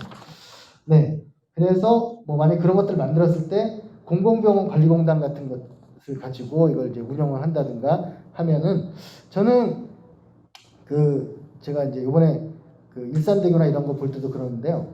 공공과 민간이 어느 쪽으로 했을 때 어느 쪽이 더 효율적이고 어느 쪽이 더 비효율적이다 이런 말은 있을 수 없다고 생각을 합니다. 케바케, 케이스 바이 케이스고요. 그래서 공공도 효율적으로 운영하면 충분히 그 효율성을 달성할 수 있는데 그것이 단순하게 돈을 남기는 경제성이 아니라 그 주민의 사회적 편익 그 부분을 어떻게든지 전 계산해내거나 아니면 증명해내거나 해낸다면 충분히 주장할 수 있는 행정 논리를 만들 수 있다고 생각을 합니다. 네, 마치겠습니다. 네, 정창수 나라살림연구소 소장님의 토론 들어봤습니다. 특히 사회적 편익 증가라고 하는 것을 반영을 한다고 했을 때 이것이 전반적으로 예컨대 예비타당성 검토에 있어서 경제성 측면을 우리가 순전히 어떤 수익을 지표로 삼을 때 하고 우리가 얻게 되는 사회적 편익인 건강을 잘 돌봐서 국민 전반의 건강이 수준이 높아지면은 거기에 따른 많은 어떤 진료비나 또 경제적 이득이 있을 수 있다는 걸 생각해 봤을 때 이러한 것이 건강지표 등의 개선으로 성과를 나타낸다면 이것을 예비타당성 검토의 중요한 어떤 지표로 삼아야 된다라고 하는 말씀으로 이해가 됐습니다. 여러 가지 많은 좋은 의견들 감사드리고요. 다음은 우리 조승현 전국지방의료원 연합회장님께서 토론 말씀해 주시겠습니다.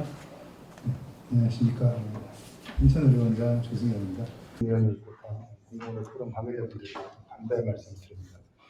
오늘 토론회가 공공병원의 어떤 재정에 관한 부분인데 사실은 일선에서 이제 공공병원장을 하면서 가장 뼈아프게 느끼면서도 모든 일의 근본적인 부분이라고 할 수가 있을 것 같습니다. 사실 지금 토론자들 이렇게 자료 준비해 오신 거 보니까 거의 발제자에 준하는 자료들을 준비해 오신 것 같아서 저는 토론자로서의 역할을 분명하게 핵심 부분만 말씀드리도록 하겠습니다. 글쎄 슬라이드를 했으니까 다음 슬라이드를 보면 지방의료원의 운영이란 결국 하드웨어와 소프트웨어가 있고 이것들을 사실 뒷받침해 주는데 가장 베이직한 게 바로 그 재정적인 부분이 있을 것 같습니다. 사실은 지방의료원들이 갖고 있는 여러 가지 문제들이 결국은 여러 가지 중에서도 결국은 돈을 어디서 조달하고 그리고 어떤 방법으로 쓰느냐가 굉장히 핵심이 될 것 같아요. 그 다음 슬라이드를 보면 지방의료원의 아까 역사는 우리 나백주 교수님께서 자세하게 설명해 주셨지만 사실 과거에는 어떻게 보면은 이제 그야말로 국립 내지는 공립으로 공무원 신분으로서 운영하던 병원들이 점차적으로 이제 민영화되는 형태를 계속 취하게 됩니다. 진짜 공립병원이었다가 공사로 바뀌면서 지금 이제 겨우 특수법인인 지방의료원 형태라고 되어 있는데 그 가장 특징적인 게 바로 재정에 관한 문제라고 생각이 되거든요. 결국 이제 나중에 보면은 민간병원과 다를 바가 없는 그 보험 수가라는 데 의존한 독립재산제와 책임경영제라는 그런 제도가 도입됨으로 해서 사실은 이게 민간병원과 공공병원이 거의 운영에 차이가 없는 방식으로 되는데 근본적인 이유가 바로 이런 부분에 있다고 볼 수가 있겠습니다. 그러다 보니까 병원 자체 운영 형태가 원장으로나 보나 직원들로 보나 그럼 어떻게 하면 수익을 증대하고 비용을 축소해서 수익을 남기는 것이 마치 공공병원의 미션과 또 비전처럼 지금 변해서 또 그런 것들을 잘하는 사람이 칭송받는 원장이 되고 아주 운영을 잘하는 직원처럼 인정을 받는 이걸 웃어야 되나 울어야 되나 하는 겁니다. 경찰서 지어놓고 죄인 한 명 범인 잡을 때마다 100만 원씩 준다고 그래서 밤 집에도 안 가고 이제 범인을 잡고 뛰어다니는 딱 그런 행태를 지금 사실은 제가 원장을 하면서도 부끄러운 얘기지만 그렇게 하고 있고 실제로 상당수 심지어는 국립대학교라는 병원들조차도 수익에 몰두하는 이유는 바로 이런 독립재산제에 기반한 민간병원과 다름없는 운영 형태라고 보고 있습니다. 근데 문제는 결국은 그 다음 슬라이드를 보시면 공공병원이라는 게 이제 공공병원의 문제가 아니라 과연 의료라는 것이 이런 수익을 목적으로 운영하는 것이 맞느냐 이제 틀린 얘기냐를 갖고 논쟁도 있을 수 있겠지만 근본 다 인정을 한다 치더라도 최소한 공공병원만큼은 수익성에 어쨌든 가장 방점을 두지 않은 공공적인 공공보건의료 형태를 지향하는 병원으로 되는 게 맞다고 봅니다. 그래서 그동안 제가 이제 지방의료원에서 원장직을 수행한 지 한 10년이 이제 넘어갔는데 사실은 지금 코로나라는 상황을 맞이해서 참 웃어야 될지 울어야 말지 모르겠지만 10년 동안 제가 임금 체불을 하지 않고 넘긴 게 바로 코로나 이후 처음 맞습니다. 메르스 때 잠깐 그런 적이 있었고요. 그때도 보상금이 좀 나와서. 그래서 도대체 그러면은 11년째 지금 원장을 하고 있는데 2년 빼놓고는 계속 임금 체불을 했다고 그럽니다, 지금. 근데 지금 국가에서 운영하는 공공기관들 중에서 임금 체불하는 데가 있나요? 참 이거를 근데 정상적으로 생각하는 것이 정말 이상한 부분이었고 그나마 어쨌든 진주의료원 이후로 여러 가지 정책들이 많이 바뀌면서 이렇게 심포괄수까지 같은 시범 사업이긴 하지만은 그런 것들이 들어오고 여러 가지 지원 사업들이 임으로 해서 사실은 많은 부분에 있어서 재정적으로 좋아지는 부분은 있습니다. 더구나 지금 코로나 때문에 사실은 손실보상금이 꽤 많이 들어와서 통장에 지금 돈이 쌓여가고 있어서 사실 많은 원장들은 코로나 끝나고 나서 어떻게 할지 이걸 고민을 하고 있는 아이러니한 일이 지금 벌어지고 있거든요. 그래서 어쨌든 지금 아까 정창훈 소장님께서 말씀하셨지만 재정 상태가 많이 좋아진 건 분명합니다. 그렇지만 이것이 통장에 돈이 쌓이거나 체불이 없다고 해서 과연 지방의료원이 정상적으로 운영하느냐 하면 또 다른 문제 같아요. 지금 돈이 쌓여있다고 해서 과연 그럼 수익성 중심의 또 비용을 절감하는 이런 형태의 운영들이 가장 1번에 나오는 경영 형태가 바뀔 것이냐 전혀 그렇지 않다고 봅니다. 또 하나는 이제 그 다음 슬라이드 보면 지방의료원 단체 지원 현황을 보시면 아시겠지만 이거는 광역이든 기초든 막론하고 많은 지자체들이 병원의 운영비 지원을 해주고 있지만은 굉장히 어떤 일관성이 없고 그 각 도나 시나 지자체 단체의 재정 형편에 의존하는 들쭉날쭉한 지원을 함으로 해서 실제로 경영의 지속 가능성이나 중장기적인 계획을 갖고 운영하기는 무척 어려운 상황이라는 것은 다 아실 것 같습니다. 그래서 그 다음 슬라이드를 보면 결국 우리나라에서 보건의료의 공공성을 회복하는 데 있어서 공공병원을 확충시켜야 되고 운영을 혁신해야 되는데 거기서 결국은 가장 중요한 것은 재정을 어디서 조달하느냐 하는 문제 같습니다. 현재까지 지방의료 다음 슬라이드 재정 운영의 현실을 본다면 결국은 지방의료는 역할을 최소한만 하는 그런 자녀주의적인 재정 집행 원칙을 갖고 있었고 예산 자체도 주되 이거를 어떻게 하면 경제적 효율성을 가지고 운영을 하느냐에 포커싱이 맞춰져 있었어요. 결국은 공공병원 확충과 역할 강화는 불가능했다고 볼 수가 있겠죠. 그래서 결국은 제가 말씀드리고 싶은 거는 결국은 재정 운영의 방향 자체가 근본적인 개혁을 해야 될 거다. 지금 여러 가지 기금을 만들던 뭐 재정을 확충해서 어디다가 돈을 쓰는 건 다 좋은데 이 방향성이 바뀌지 않고는 안 된다. 그러니까 지금처럼 어떻게 보면은 이런 책임경영제 수익에 기반해서 병원의 운영 목표를 정하는 방식이 아니라 결국은 그 병원의 목표와 비전을 정해놓고 거기에 맞춰 예산을 주고 그거를 얼마나 효율적으로 집행했느냐를 평가하는 결국 총액 예산제나 목표 관리제들이 조속히 도입해야 될 거다. 그렇지 않고 단순히 그 외형만 들리는 재정 투자가 돼서는 여전히 비슷한 행태에 대해서 병원의 운영 방식에 문제가 있을 거라고 생각합니다. 사실 코로나를 맞이해서 이제 결론에 들어가는데요. 처음에 손실 보상금을 준다는 중수본이나 이런 데 회의를 계속 제가 참여를 하면서도 계속 의문을 가졌던 게 아니 공공병원이라는 것이 이런 보건의료적 재난 상황에서 뭐 모든 것을 버려서 코로나 환자를 보는데 집중을 하는 것이 맞는데 손실보상이라뇨? 우리 그 손실보상은 민간병원에 줄 수가 있는 게 되겠죠. 그거는 민간병원에서 어쨌든 어느 정도 돈을 벌어야지만 유지가 되는 병원에서 코로나 때문에 돈을 못 벌었다면 보상을 해주는 게 맞지만 공공병원은 이럴 때는 손실보상이 아니라 아예 예산으로 가야지 맞지 않냐. 그래서 저는 그런 터미널리 자체가 일단은 개념적으로 완전히 바뀌어야 된다고 생각하기 때문에 이 개념을 전환을 하지 않으면 지금 말씀드린 여러 가지 것들이 하더라도 충분한 효과를 발휘하지 못할 것이다.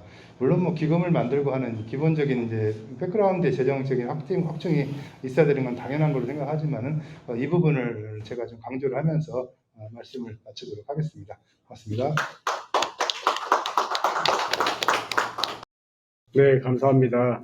의료 공공성 강화의 핵심이 결국은 지역 거점 공공병원에 어떻게 확충하고 강화하는 것인가 하는 방점을 찍어야 된다는 말씀해 주셨고요.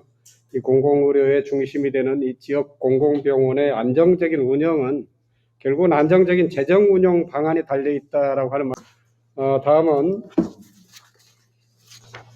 공공보건의료재단 대표이사님의 토론 말씀 듣겠습니다. 예, 서울시 공공보건의료재단 대표이사 김창보라고 합니다. 방금 전에 우리 조승현 원장님께서 병원의 운영에 관한 재정을 이제 주로 말씀을 하셨다면, 저는 이제 토론의 이제 초점을 공공의료 확충이라고 하는 설립 쪽에 좀 맞춰서 토론을 좀 진행을 해보고자 합니다. 사실 요즘에 이제 공공의료 확충의 이 기회가 좀 있는 건가 없는 건가, 그리고 이 기회가 이게 가면 어떡하나, 이런 이제 사실 걱정이 있습니다. 그러니까 이제 백신 접종률 높아지면서 새로운 방역에 대한 논의가 한 축에 있고, 또 한 축으로는 이제 내년에 대선과 지방선거가 있는 이제 정책의 논의가 열리고 있는 이제 그런 시점이라서 이 두 개가 좀 맞물리면서 공공의료의 필요성을 좀 느끼고 공공의료 확충의 논의가 좀 뜨겁게 있으면 좋겠다, 이런 이제 마음을 바라고 있지만 이제 실제로 좀 그렇지 않은 것 같아서 참 매우 안타깝게도 생각하고 뭐 또 불안하게도 생각하고 이런 점이 있습니다. 그래서 사실 오늘 이런 자리가 반갑기도 했고요. 그런 점에서 이제 저희는 사실 그 공공의료 확충이라는 정책적인 목표를 달성하기 위해서 어떤 식으로 접근하는 게 좋은지, 그런 문제를 좀 두고 저희 재단에서 한번 고민을 해봤습니다. 사실 여기 계신 많은 분들이 익숙하게 알고 계시다시피 지금까지는 공공병상 20% 또는 뭐 공공병상 30% 이런 거를 어떤 이제 정책적인 목표로 제시하고 그것을 뭐 공약으로 건다든지 의지를 표현한다든지 이런 식으로 표현을 써왔죠. 근데 사실 그것을 강제할 방법이 뚜렷하게 좀 없었던 것도 사실이고요. 뭐 이게 뭐 강제할 방법이 문제인지 의지가 문제인지 모르겠습니다만, 어쨌든 이제 이런 식으로 목표량이 좀 공약으로 곧바로 제시가 됐는데, 지금 이번에도 그렇게 하는 것이 바람직할까에 대한 문제의식을 좀 가져봤습니다. 그래서 어느 정도의 이 공공의료의 확충의 그 목표라고 하는 것을 뭐 제시할 필요는 있다고는 생각합니다만, 더 구체적으로는 그것을 달성하기 위한 재원 확보 방안을 제시하고, 그것을 약속하는 이제 이런 방식으로 그 정치인들의 의지가 표현되도록 유도하고 이끌어야 하는 것이 아닐까 그런 생각입니다. 근데 거기서 이제 재원을 확보할 효과적인 방법은 그럼 뭐냐 이렇게 봤을 때 사실 일반 회계에서 예산이 지원된다면 그건 진짜 최선일 거라고 생각합니다. 하지만 그거 여러 가지 점에서 한계를 지금 경험하고 있고 이러기 때문에 공공의료 확충이라는 목적을 뚜렷하게 하는 그 기금 확보라는 방향으로 논의가 지금 많이 모아지고 있고 오늘 자리에서도 그런 논의가 진행되고 있다고 봅니다. 근데 사실 이제 기금에서도 물론 이제 재원을 또 뭐로 할 거냐 이런 얘기가 또 있을 수 있고 또 기금에서의 재원을 건강보험 재정으로 하면 어떻겠냐 이런 얘기도 있고 그 지역균형 그 특별회계 아까 정창수 선생님 말씀도 있으셨는데 뭐 이런 등등 이제 여러 가지 재원을 좀 고려하면서 공공의료 확충을 위한 재원을 어떻게 확보할 것인가는 논의할 주제가 상당히 남아 있다고 생각합니다. 오늘 이 자리에서도 아마 결론을 내기 힘들 정도로 조금 더 깊이 있게 파고 논의해 볼 만한 그런 주제라고 생각은 합니다. 그런데 지금 상황에서는 좀 단기적인 차원에서의 접근법을 찾아보는 것이 어떠냐 이런 방향으로 좀 정리해 보려고 합니다. 내년 대선이 있고 지방선거가 있는 지금 시점에서 그래도 단기적으로 접근은 가능한 방안이 무엇인가라고 하는 점에서 고민을 이제 해보게 되는 것이고요. 그런 차원에서 이제 자료집의 그 62페이지 하단에 있는 것처럼 저는 이제 5가지 제안을 이제 드려봅니다. 그래서 5가지 내용에 대해서 설명을 드리면서 토론을 이어가겠습니다. 63쪽의 상단에 있는 이제 슬라이드인데요. 그 우선 건강증진 기금이라고 하는 거 안에 공공의료 확충 계정이라고 하는 걸 법적으로 설치하자 이런 주장을 드립니다. 사실 건강증진 기금 내에 그러니까 지금 건강증진 기금을 규정하고 있는 법은 다들 아시다시피 국민건강증진법인데 거기에다 하든 아니면 공공보건의료에 관한 법률에 하든 건강증진 기금 안에 공공의료 확충 계정이라는 걸 법적으로 명문화하자라는 제안을 드리는 건데요. 이런 게 타 법에서 일부 법에서 그런 것을 발견할 수 있습니다. 뭐 군인복지기금법이라든지 남북협력기금법이라든지 이런 데에 법 또는 시행령에 이런 이제 계정을 두는 경우가 있습니다. 근데 사실 건강증진 기금 안에 그 공공의료 그 공공보건의료 계정이라는 게 사실 있긴 있습니다. 이게 어디에 있냐면 찾아보니 국립중앙의료원 설치 및 운영에 관한 법률 부칙 4조 2항에 있습니다. 거기에 공공보건의료 개정이라는 게 있는데요. 근데 이 개정이 내용을 보면 어떻게 되어 있냐면 국립중앙의료원의 그 설비, 장비, 그다음에 뭐 이전 이런 것을 위해서 이 개정을 둔다 이렇게 되어 있습니다. 그러니까 공공의료 일반의 확충을 위해서 이 개정이 존재하는 것이 아니고 그 국립중앙의료원의 이전과 설치 뭐 이런 것을 위해서만 쓰도록 매우 제한적인 규정으로 지금 되어 있는데 그것을 확장해서 하자 이런 얘기고요. 63페이지 아래에 있는 슬라이드 보시면 두 번째로 제안드리는 것은 이 공공보건의료 확충 개정에 기금 전체 예산의 한 30% 약 1조 원 정도에 안팎해서 이 기금을 이 개정의 예산액을 잡도록 법 또는 시행령, 시행규칙 이런 데에다가 그것을 좀 분명하게 기준을 두자 이런 것을 요구하자 이렇게 이제 말씀드리고 싶습니다. 물론 아까 또 정창수 선생님 말씀처럼 건강증진 기금 안에 그만한 여력이 있겠냐 이제 이런 점에서 약간의 이제 문제가 있는데요. 그래서 이제 64쪽 상단에 보시면 이런 아닙니다. 63쪽 그 하단에 있는 그 내용을 좀 더 마저 설명드리면 우선 건강증진 기금 안에서 지출 정리가 필요할 것 같습니다. 예전부터 국회에서 여러 가지 뭐 행정감사나 예산 심의를 할 때 건강증진 기금 안에 일반회계에서 잡아야 될 예산들이 기금으로 들어와 있는 경우가 상당히 많이 있잖아요. 요번에 예산에도 보면 질병관리청으로 독립했음에도 불구하고 질병관리청의 예산을 일반 회계에서 안 잡고 기금에서 잡은 게 상당하거든요. 뭐 그런 걸 정리한다든지, 또 건강증진법에 이 기금의 사용 목적과 부합하지 않는 그런 지출들을 정리하거나 이런 노력들을 해야 된다고 생각을 하고요. 64쪽의 상단에 보시면 이것도 아까 뭐 발표자의 얘기에서도 나왔습니다만 그 2014년에서 15년에 담배값을 올리면서 이때 개별 소비세, 국세로 들어가는 개별 소비세가 594원, 한 갑당 594원 붙는 게 이게 처음으로 생겼는데 이게 지금은 약 한 2조 원 가까이 되거든요. 근데 이 돈이 지금 국세로 들어가는 돈으로 슬그머니 잡혀 있습니다. 당시에도 사실 이것에 대해서 상당히 시민사회나 전문가들이 비판을 했는데 이걸 국가에서 슬그머니 국가의 국세의 일부로 채택을 해놓고 있는데, 물론 여기서 일부가 45% 정도가 소방안전교부세로 나가고 있는데 나머지 55% 정도가 남아 있는 거죠.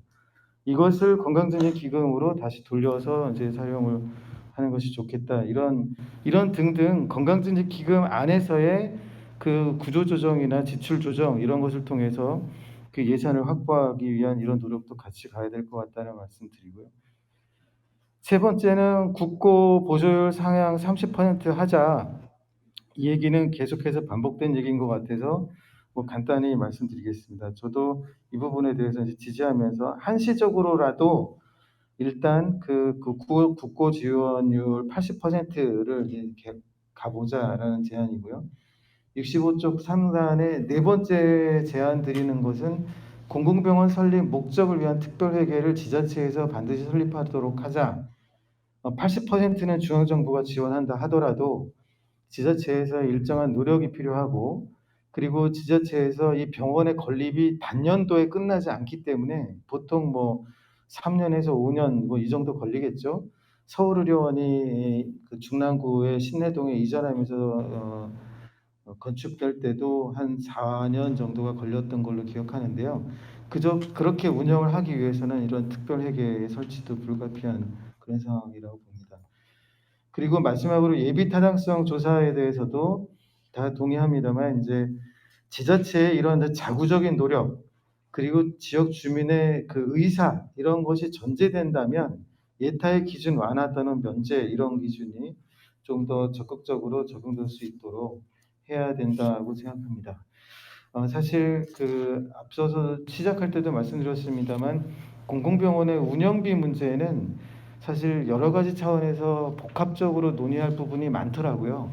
그러니까 병원의 기능, 병원의 경영, 건강보험 수가, 뭐 이런 등등 필수 의료에 해당하는지 여부, 뭐 등등 여러 가지 사실 논의될 부분이 많아서 공공병원의 운영비 문제도 상당히 중요한 문제임에도 불구하고 그 문제는 이런 이 설립과는 별도로 더 진지한 논의가 한 차례 더 있어야 하지 않을까 이런 제안을 드리면서 토론을 마치겠습니다. 감사합니다.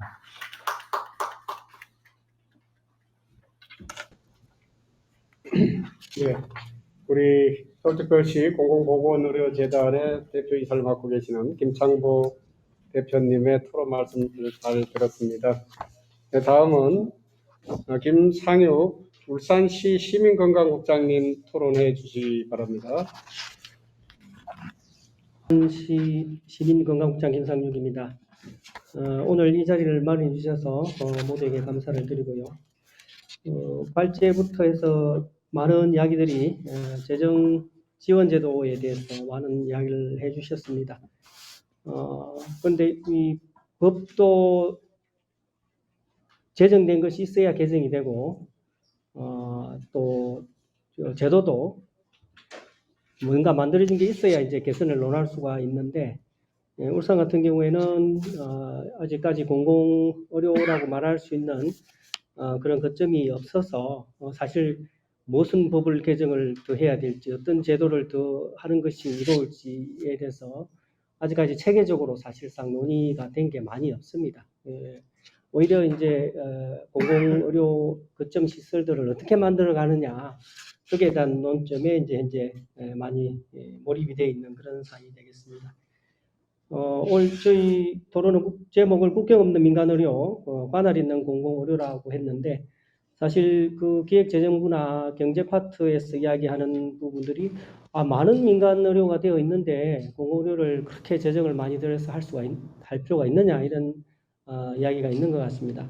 근데 현장에서 저희가 이제 이번에 코로나19를 맞이해서 대응을 하다 보면 이 관할을 뛰어넘는다는 게 굉장히 어려운 상황 같습니다.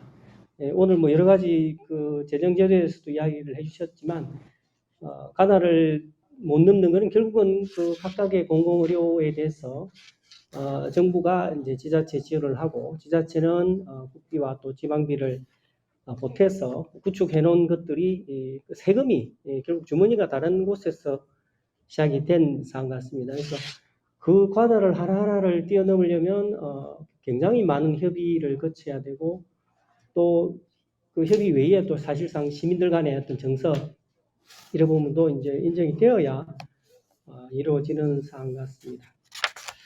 오늘 저는 뭐 어떤 그런 법적인 부분이라든지 재정 제도보다는 어떤 사례로서 울산이 왜 공공의료가 필요한지 그리고 현재 울산에서 그거를 갖춰 나가기 위해서 어떤 의지를 가지고 활동을 하고 있는지에 대해서 말씀을 좀 드렸으면 좋겠습니다. 지역 의료 시스템에 대해서 이제 저희 같은 경우에는 신뢰성이 많이 부족한 상황입니다. 옛날 사실은 이제 거슬러 올라가 보면 조선 후기에도 이제 민간 의료가 많이 발전이 된 상황 같습니다.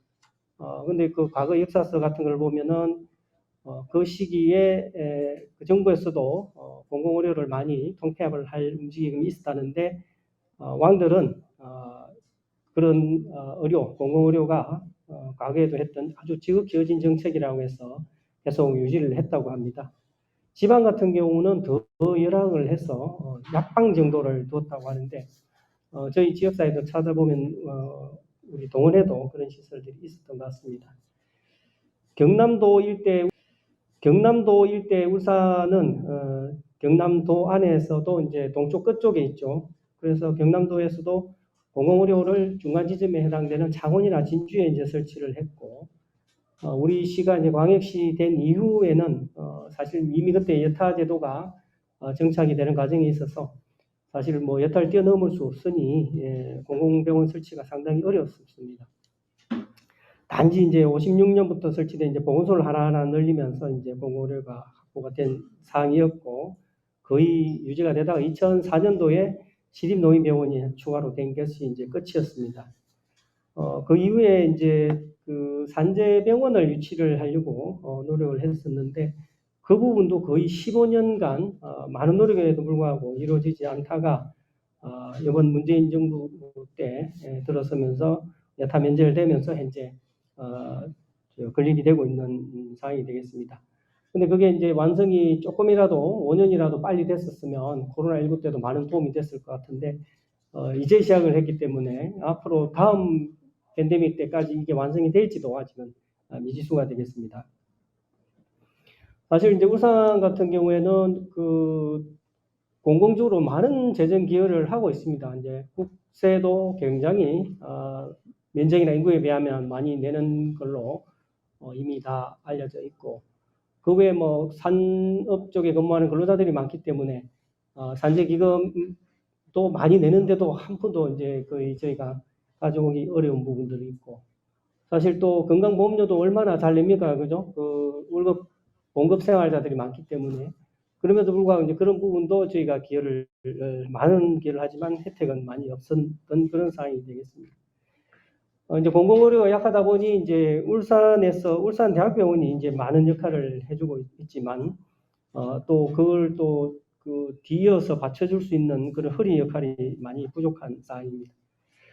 그래서 지금은 이제 산재공공병원이 유치가 되었지만 그걸로서는 필수 의료를 다 커버하기가 어렵다 해서 특히 코로나19를 맞으면서 의료원 설립을 이제 추진을 하고 있고 저희가 10월 사업계획서 제출을 목표로 현재 사업계획서를 이제 다듬고 있습니다. 근데 지역에서 이 공공병원이 없는 게 얼마나 힘든 것인가는 이제 코로나19를 맞으면서 많이 알려진 것 같습니다. 현재 우리 같은 경우는 이제 울산대학병원이 사실상 거의 90% 이상의 역할을 해주고 있습니다. 근데 이제 어떤 한편으로는 그러면 다음번 코로나가 아니면 다음번 팬데믹이 오더라도 또 극복할 수 있지 않나라는 이야기가 있지만은 이번 상황 같은 경우에가 이제 또 다시 되풀이될 수 있다는 보장은 또 없는 것 같아요.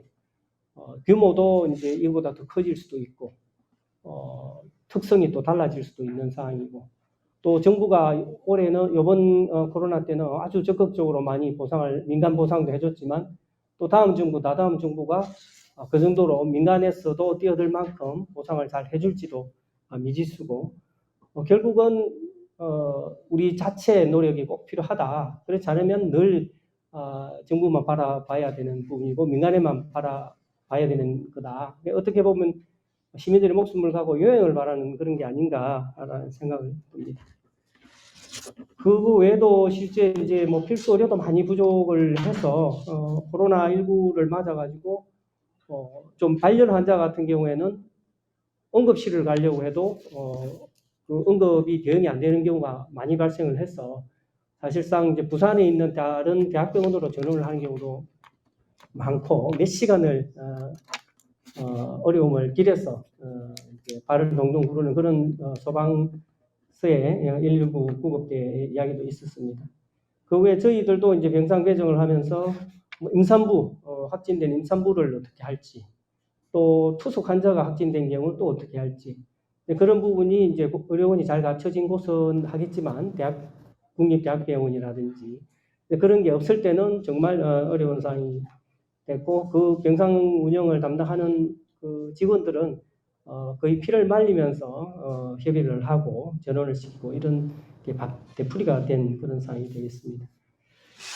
그렇다면 민간 종합병원들에 대해서 그 사실상 민간 병원들이 의료원이나 그런 공공의료가 커지면 좀 어려워하지 않겠나 이런 이야기가 있는데, 사실상은 이제 이 지역 완계령 체제라는 것이 1차, 2차, 3차 의료기관이 잘 어깨를 맞대고 나가야 구멍이 뚫리지 않는 것이지, 어느 한 곳만이라도 뚫리면, 특히 이제 코로나19 같은 큰 팬데믹이 왔을 때는 한 곳이 붕괴가 되면 다른 곳 전체가 붕괴가 된다는 것은 우리 언론에서도 이제 많이 지적을 하고 있는 상황 같습니다. 그 정책적으로 그래서 제도 개선 방안을 좀 생각을 해보면 사실상 이 예타 제도가 이제 가장 문제가 되는 것 같습니다. 너무 특히 보건의료, 복지도 마찬가지겠지만은 보건의료 쪽에 문이 좁다 그런 상황이고, 저도 사실 그 몇 년 전에 산재 모병원이라는 사업을 가지고 예타와 관련해서 직접 수행을 해보았는데 결국 KDI는 경제 논리에 많이 집착을 하는 상황 같습니다. 그리고 아까 그 사회적 편익을 많이 발굴을 해서 정치화해서 제한을 해야 된다는 의견도 좋은데 사실 이제 그런 부분은 어떤 편익을 얼마만큼 반영할지 이런 부분이 KDI에서 상당히 주관적인 부분이 있는 것 같습니다. 그래서 아무리 그런 부분을 발굴을 많이 해도 어떤 논리 자체가 경제적으로 잡혀 있으면 그런 부분이 잘 안 받아들여지는 그런 경험을 좀 했었습니다.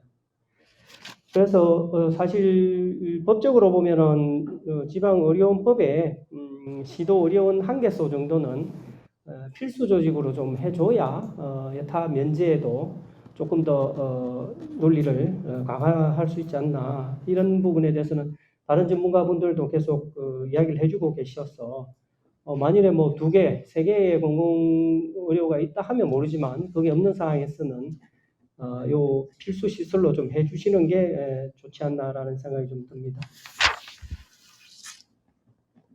우리 시도 이제 아마 경기도 같은 경우에 이제 큰 대도시 같은 경우에서는 도 자체에 다른 또 복수의 의료원이 있기 때문에 기초지자체마다 아무리 크더라도 의지가 좀 다소 크고 높고 적고 이런 게 있겠지만은 저희들 같이 이제 그 기초가 할 수 없는 광역만이 할 수 있는 그런 상황에서는 뭐 의지를 따지기 전에 더 반드시 이렇게 가야 되는 그런 상황 같고, 오히려 지자체에서 의지를 안 가지더라도 정부에서 방침을 정확하게 세워서 권고를 해주는 게 그런 순서가 맞다는 생각이 좀 듭니다. 그리고 너무 현재 어떤 예타 문제라든지 정부 지원이 이게 문이 좁게 느껴집니다. 사실 지자체 공무원들이 바쁜 시간에 인원도 부족한 상황에서 정부의 지원도 미지수다. 여타 통과도 불확실하다. 하는데 다른 일 제쳐두고 거기에 준비하고 절차를 밟는데 행정력을 다 쏟을 그런 정도의 의지를 가진 공무원도 적을 뿐더러 지자체장도 마찬가지라는 생각이 좀 듭니다. 그래서 위에서부터 가능성을 열어두고 의지를 보여주면 지자체도 잘 따라갈 수 있지 않나 이런 생각이 좀 듭니다. 다음번에는 이런 모든 우리 노력들과 우리 포럼에서 나온 의견들 이런 부분들 그리고 정부에서도 이제 보건복지부에서는 지금 뭐 굉장히 많이 지원을 해주시는 그런 상황인데 그런 노력들이 다 해서 울산에도 의료원이 설립돼서 다음 넥스트 팬데믹은 좀 더 코로나19보다도 훨씬 좀 쉽게 넘어갈 수 있게 되기를 희망을 해봅니다. 우리 지역에서도 이제 여야 막론하고 정치권에서도 많이 도와주고 계시고 상공계 의료계에서도 많이 도와주고 계십니다. 시민단체들도 모두 이제 범시민추진위원회를 지원을 해주면서 저희가 이제 20만 명 서명운동을 전개를 했는데 어제 22만 2천 명 서명운동이 마무리가 돼서 시민들이 참여하는 범시민추진위원회에서 우리 시장님께 이제 그 서명운동 결과를 전달해주는 그런 조그마한 세레모니를 가졌습니다. 울산 시장님 포함해서 의회 시민들 모두 이제 의지를 가지고 이 의료원을 지지해주고 있다. 우리도 의지를 가지고 있다는 목소리를 좀 잘 전달해서 정부에서 앞으로 많이 지원이 있었으면 좋겠습니다. 이상입니다. 네, 감사합니다. 울산광역시 시민건강국장 맡고 계시는 김상효 국장님으로부터 말씀 잘 들었고요. 특히 울산 시민들께서 이 의료원 관련 애타면제에 대한 서명운동을 진행하셔서 또 22만 명이나 서명에 참여하는 성과를 거두고 계시는데요. 우리 광주시에서도 여기에 함께 하고 있죠. 네, 저도 캠페인 열심히 하고 있습니다. 토론 말씀 감사드립니다. 마지막으로 박향 보건복지부 공공보건정책관님의 토론 말씀 듣겠습니다. 이 박향 정책관님께서는 토론해 주실 때 오늘 발표한 발제와 토론자분들의 의견에 대해서 정부의 정책 방향과 입장을 기반으로 말씀해 주시기 부탁드리겠습니다. 네, 박향입니다. 오늘 나백주 교수님의 그 발표부터 시작해서 또 우리 각 패널 다양한 분야에서 패널분 담당하신 분 다양한 목소리 내주신 거 제가 의미 있게 잘 들었습니다. 저도 이제 지방자치단체에서 근무를 하다가 여기 온 지 이제 한 달 좀 지났습니다. 그래서 두 가지 관점이 아직은 좀 혼재해 있는 상태인데요. 일단은 오늘 주제가 공공병원 확대 강화를 위한 재정 쪽에 포커스가 맞춰져 있기 때문에 지자체에서 있으면서 느꼈던 문제, 또 중앙정부에 와가지고 또 복지부의 입장뿐만 아니라 이제 우리 중앙정부의 어떤 재정당국의 어떤 입장들, 관점 이런 것까지 포함해서 간단하게 말씀드리겠습니다. 먼저 이제 공공병원 확대 부분에 대한 것은 이미 올 상반기에 2025년도까지 공공병원 확충하겠다라는 그 기본 계획을 이미 발표를 했습니다. 그 속에서 이제 한 70개의 진료권에 책임 의료기관을 지정하겠다라고 이제 포괄적인 계획을 발표를 했는데 그 계획이 뭐 기본 근저에 깔려 있는 거는 공공병원을 중심으로 해서 책임 의료기관으로서 어떤 공공의료의 어떤 전달 체계를 좀 안정화시키겠다. 뭐 그런 취지인 걸로 볼 수가 있겠습니다. 그래서 이제 실제로 보니까 이미 이제 35개 권역에는 공공병원이 이미 있어서 책임 의료기관으로서 뭐 이제 퀄리티 문제, 뭐 그 양이라든지 진료를 서비스를 제공할 수 있는 수준의 차이는 있지만 어쨌든 공공병원이 존재하고 있는 곳이 한 35개 정도 되고요. 또 지금 지난 올 초에 1월에 예타가 면제된 3개의 지역 플러스 지금 현재 예타 준비를 하고 있는 울산이나 또 광주광역시를 포함해서 또 의지를 갖고 있는 곳을 제외하면 26개소 정도는 아직 의지가 명확하게 표현되지 않았거나 없는 곳입니다.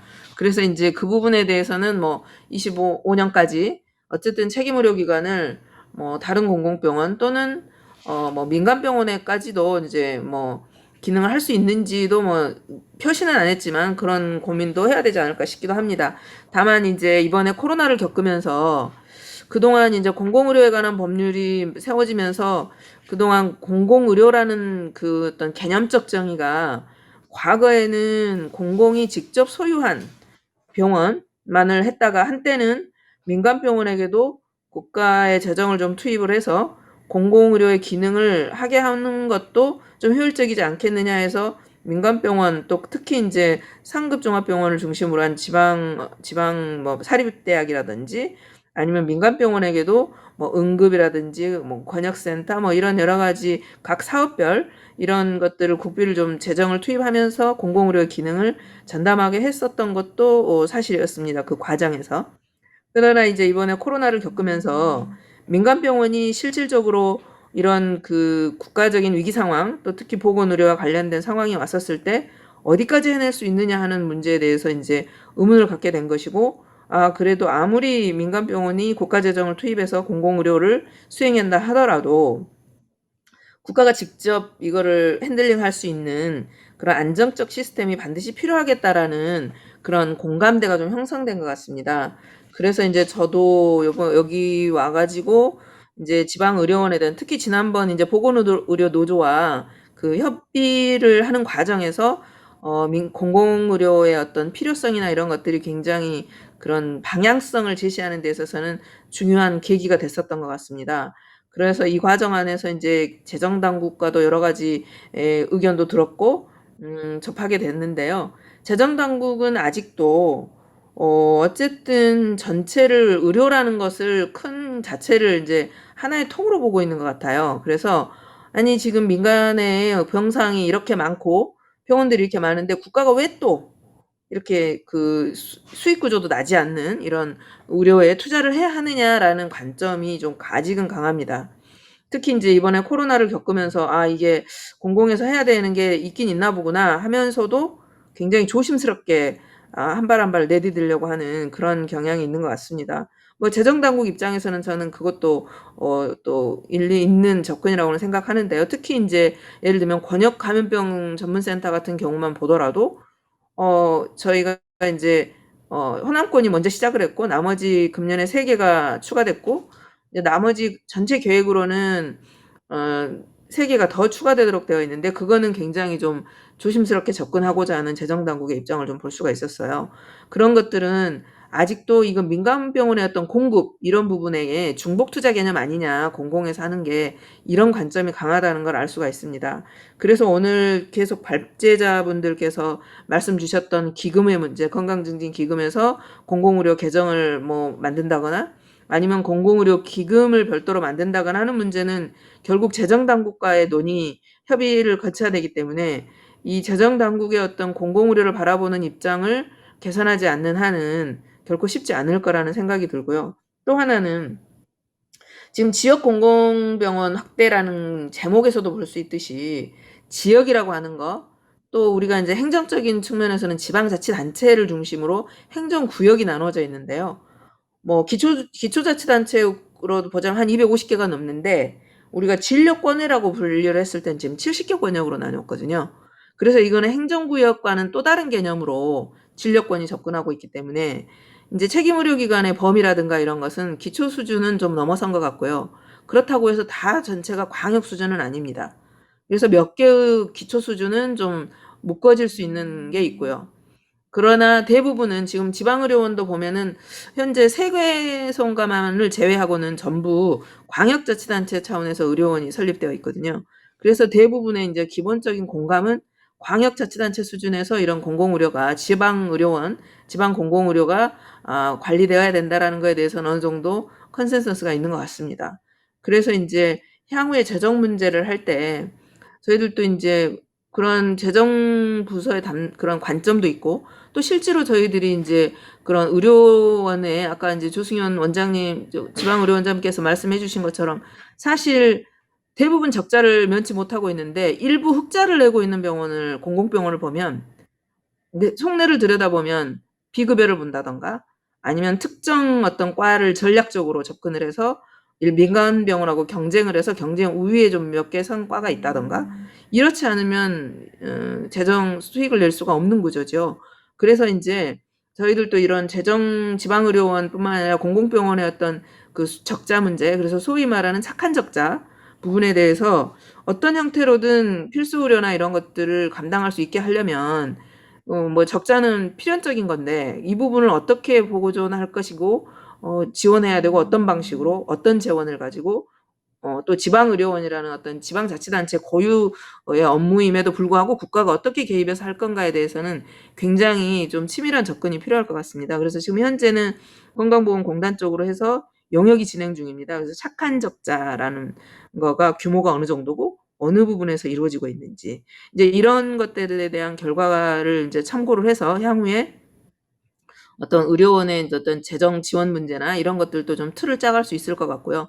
특히 설립 부분에 있어서는 이제 예타가 가장 쟁점인데 예타 부분도 마찬가지입니다. 이제 지정 당국에서 이제 그 권한을 쥐고 있는데 재정 당국의 입장이 그런 기본적인 입장이 그러하기 때문에 어쨌든 또 예타 면제라고 하는 것이 저희가 이제 이번에 보건의료 노조하고 이제 협의하면서도 저희가 얘기를 했지만 예타 면제라고 하는 것이 그냥 맘만 먹으면 그냥 면제를 해주는 게 아니라 예타가 면제되려면 예타 과정에서 거쳐야 될 모든 절차를 거쳐야 되는 거예요.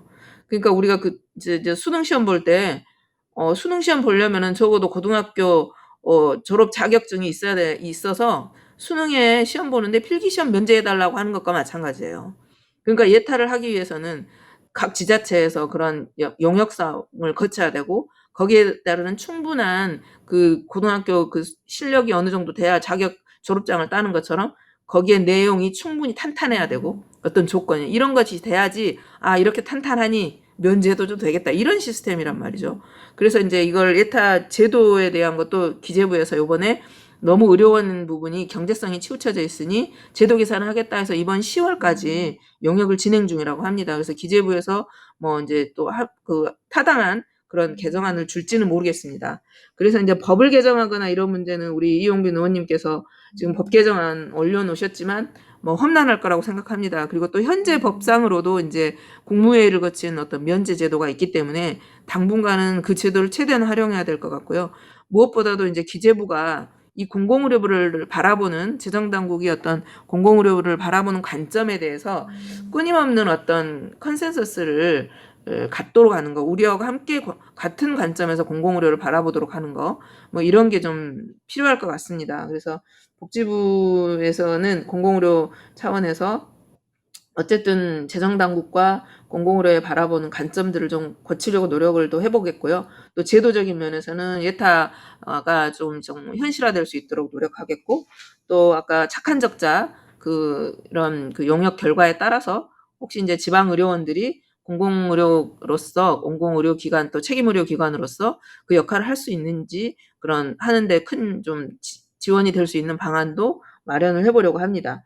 또 이제 이런 노력들이 진행되다 보니까 이제 우리 공공의료 정책관실 옆에 이제 보건의료 정책관 쪽에서는 민간 의료가 또 이렇게 만만치가 않아요. 야, 자꾸 이렇게 공공의료에다가만 국가가 이렇게 예산 투입해가지고 불공정 게임을 하고 있는 거 아니냐라는 목소리를 낸다 그래요. 그래서 이제 이거 민간 의료에서 그 공공의료를 바라볼 때 어떤 경쟁 상대로 보는 게 아니라 상호 어느 정도 그런 필수 의료 부분에 있어서 서로 이제 적당한 긴장 상태의 어떤 경쟁도 필요할 거라고 저는 보거든요. 필수 의료라는 이름만을 가지고 지방 공공의료원이 할 수는 없잖아요. 그래서 어느 정도는 민간과도 함께 가는 부분이 있어야 될 것이고 필수 의료, 민간이 해낼 수 없는 필수 의료 부분을 어떻게 정의할 것인지 이런 것도 민간 의료기관하고도 좀 서로 간의 어떤 공유 이런 것도 필요한다고 생각을 합니다. 그래서 복지부에서는 충분하게 이런 지방의 공공병원의 어려움 또 지자체에서도 자치단체장들의 어떤 굉장히 또 그런 의지들이 또 다르기 때문에 지방자치단체가 무엇보다 더 강한 의지를 갖고 있어야 되니까 지방자치단체와 소통하면서도 또 중앙정부 차원에서는 어떤 공공의료에 대한 그런 개념들 이런 거를 좀 함께 한 곳을 바라볼 수 있도록 하는 노력 그 부분도 최대한 다 그 길을 만들어 가도록 노력하겠습니다. 이상입니다.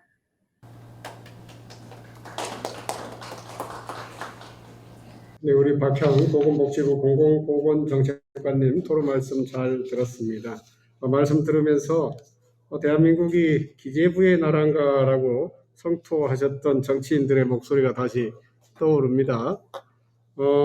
기후 위기로 인해서 우리가 재앙에 가까운 코로나 감염병의 위기의 시대, 그리고 이 위기를 시대 전환이라고 하는 문명사적 대전환을 기획하고 있는 토론회라고 생각이 되고요. 우리 토론회 공간에 이게 보건의료 노조에서 저 뒤쪽에 돈보다 생명을이라고 하는 캐치프레이즈를 적어 놓으셨는데, 가장 중요한 것이 지금 생명과 건강이라고 하는 지금 시대의 목소리를 다시 한번 깊이 성찰하면서 가슴에 새겨야 되겠다는 생각하고요. 우리 기재부가 가지고 있는 그동안의 관성에 따르는 과거의 생각으로 미래의 새로운 대한민국을 만들기는 어렵다라고 하는 것을 우리 시민들은 이미 이 감염병 위기 과정을 통해서 이미 성찰의 결과물들을 추진하고 계시는데, 이 정부가 여전히 의지가 박약한 거 아닌가라고 하는 성토를 받고 있다는 것은 참 문제라고 생각합니다. 그런 점에서 우리 공공보건 의료의 새로운 역사를 만들어가는 이 공공의료 포럼의 오늘의 토론의 의미가 더욱 깊어지는데요. 오늘 발제와 토론 말씀 잘 들었습니다. 이제 오늘 토론회 발제와 토론을 마치면서 특히 메타버스와 특히 오프라인으로 함께 해주신 모든 분들의 질의응답 시간을 가지도록 하겠습니다. 메타버스로 참여하신 분들은 우측 하단에 이모티콘을 활용하시면 되는데요. 손 모양을 클릭하시면 우리가 말씀하실 분을 지정할 수 있도록 그렇게 하겠습니다. 많은 분들이 참여해 주시길 부탁드리고요. 먼저 질의응답 부탁드리겠습니다. 예, 분위기가 조금 무겁네요. 이 메타버스에 보니까 재밌는 기능이 있더라고요. 손도 들고 하트 표시도 하고 다양하게 할 수 있는데, 우리가 춤추는 것도 있더라고요. 다 같이 일어나서 춤을 한번 추면 어떨까 싶네요. 오늘 사실 제가 그동안 국회 토론회에 많이 참석해 봤습니다만은 이 주제도 대단히 훌륭한데 오늘 발제와 토론이 굉장히 실사구시적이고 또 지금 현실의 어려움들을 타개할 수 있는 지혜로운 말씀들을 많이 해주신 것 같습니다. 저희가 충분히 평소에 던졌던 질문에 대해서 답변들을 토론자들께서 잘 해주셔서 그런 부분들을 잘 정리해서 또 오늘 포럼에 참여하신 분들께 잘 공유 드리도록 그렇게 하고요. 정책과 입법 과정에서 오늘 참여 우리 포럼에 함께하고 계시는 국회의원님들과 다양하게 이 부분들을 잘 논의해서 이 공공의료의 새로운 그림들을 그려가는데 부족함이 없도록 잘 해가겠다는 약속드립니다. 오늘 토론회를 이상으로 모두 마치도록 하겠습니다. 오늘 공공의료 포럼 제2차 정책 토론회는 메타버스로 진행했습니다.